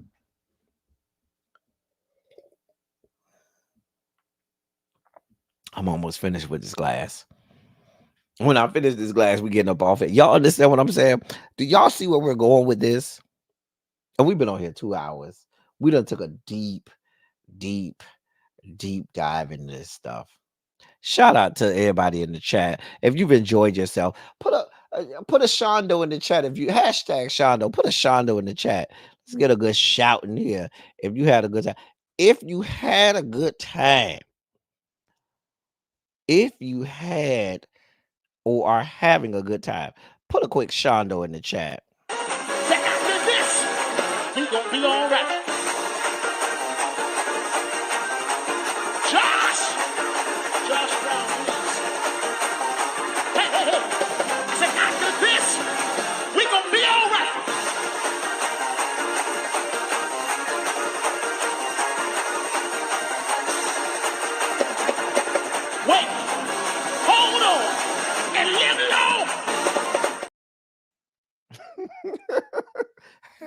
had to get a good had to get a quick shout in there. Listen, shout out to everybody that's here in the chat. Make sure you click the like button. What our likes looking like, Tracy, or one of the hall monitors? What our likes looking like?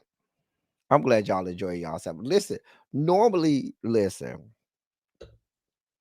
for those of you new here, normally we be over here clowning. I have a channel filled with laughs, clowning, inside jokes. We have a good time over here. Thank you, Tracy. We have a good time over here. Okay. We be over here clowning. Okay. We break down stuff like this too, but we be over here having a good time. Ask the people in the chat, ask my members, the people that's part of the members on the chat. Y'all come around here some more often. Listen, we're gonna do more deep dives and stuff like that. We're gonna get more of this over here. I hope y'all have enjoyed yourself today. I have enjoyed bringing this to you. I've enjoyed breaking a lot of this stuff down to you. But let me say this. I do want to say this. Thank you, thank you, Ada Tally. Um, and we say, "Oh, Shabata, come on now." So, I will say this, and I said this yesterday. I'll say this again. Over the next few weeks and months, Thomas Dexter needs to be afraid, because there is certainly going to be individuals who look at a lot of what's going on and develop the strength and courage to tell their stories. They're going to have the strength and courage to tell their stories. And that, Thomas Dexter, is what you need to be most afraid of. Now, I heard he flagged Storm Monroe's channel. I heard that. Listen, I don't know nothing about that. You come over here, you can flag me all you want, but that's not gonna stop the people that you done did something to from coming out and telling their story.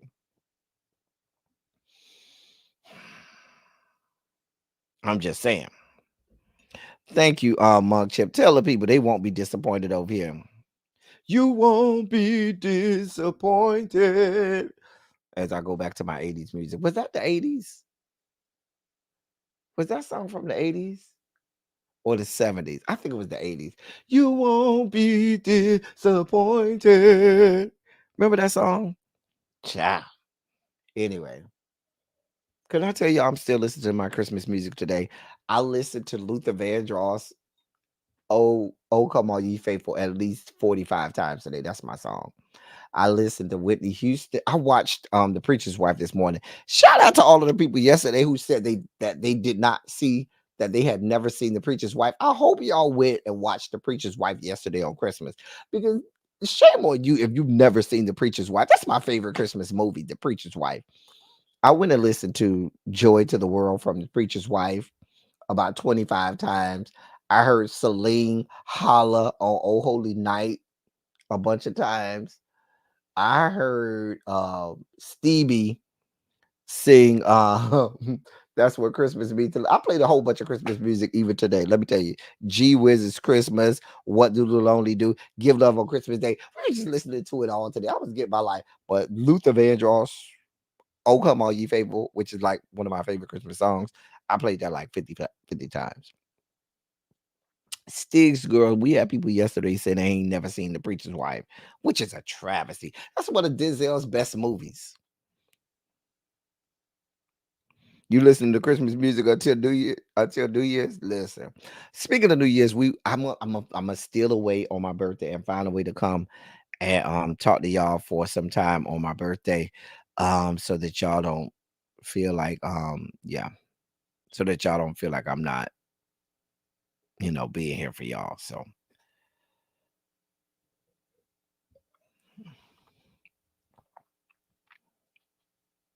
I didn't watch The Preacher's Wife, but I did pull out the CD, and it didn't give life. Listen, the I Believe in You and Me. Listen, I'm just waiting for Hallmark to bring back. Right, budgets waits. Don't you hate how Hallmark really loves the fact that Hallmark goes on a 3 month sabbatical and has Christmas movie going on for like 2 or 3 months.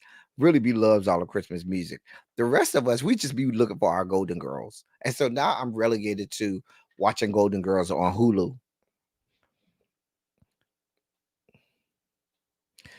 Tracy says, come watch, come join the membership. We have the full Bulldogs.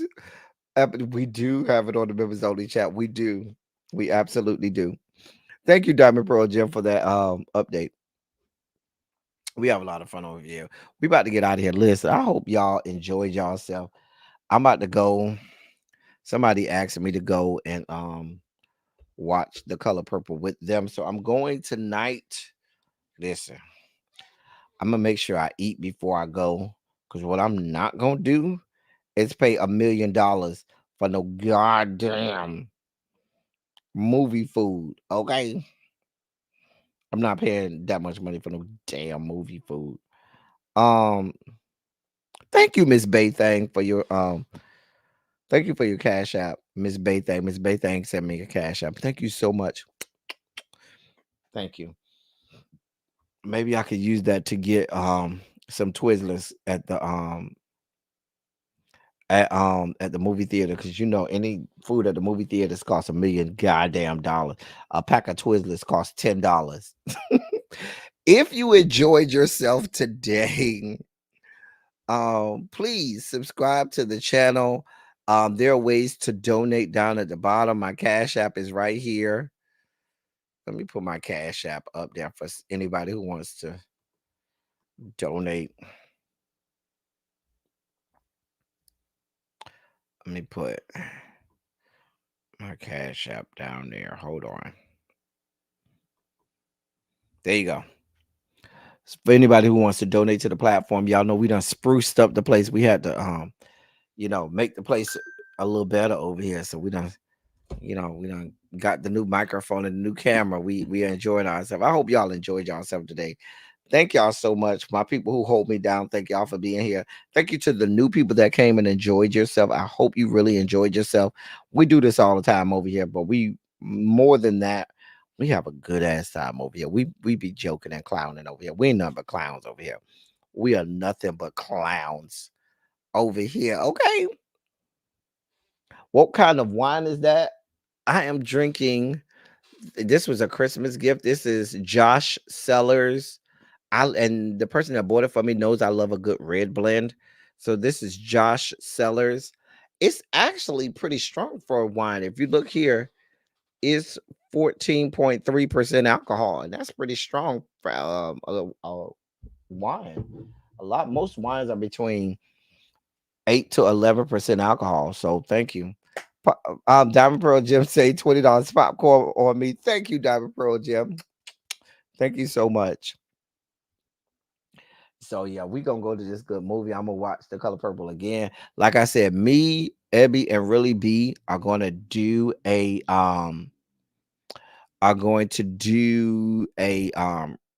panel on The Color Purple.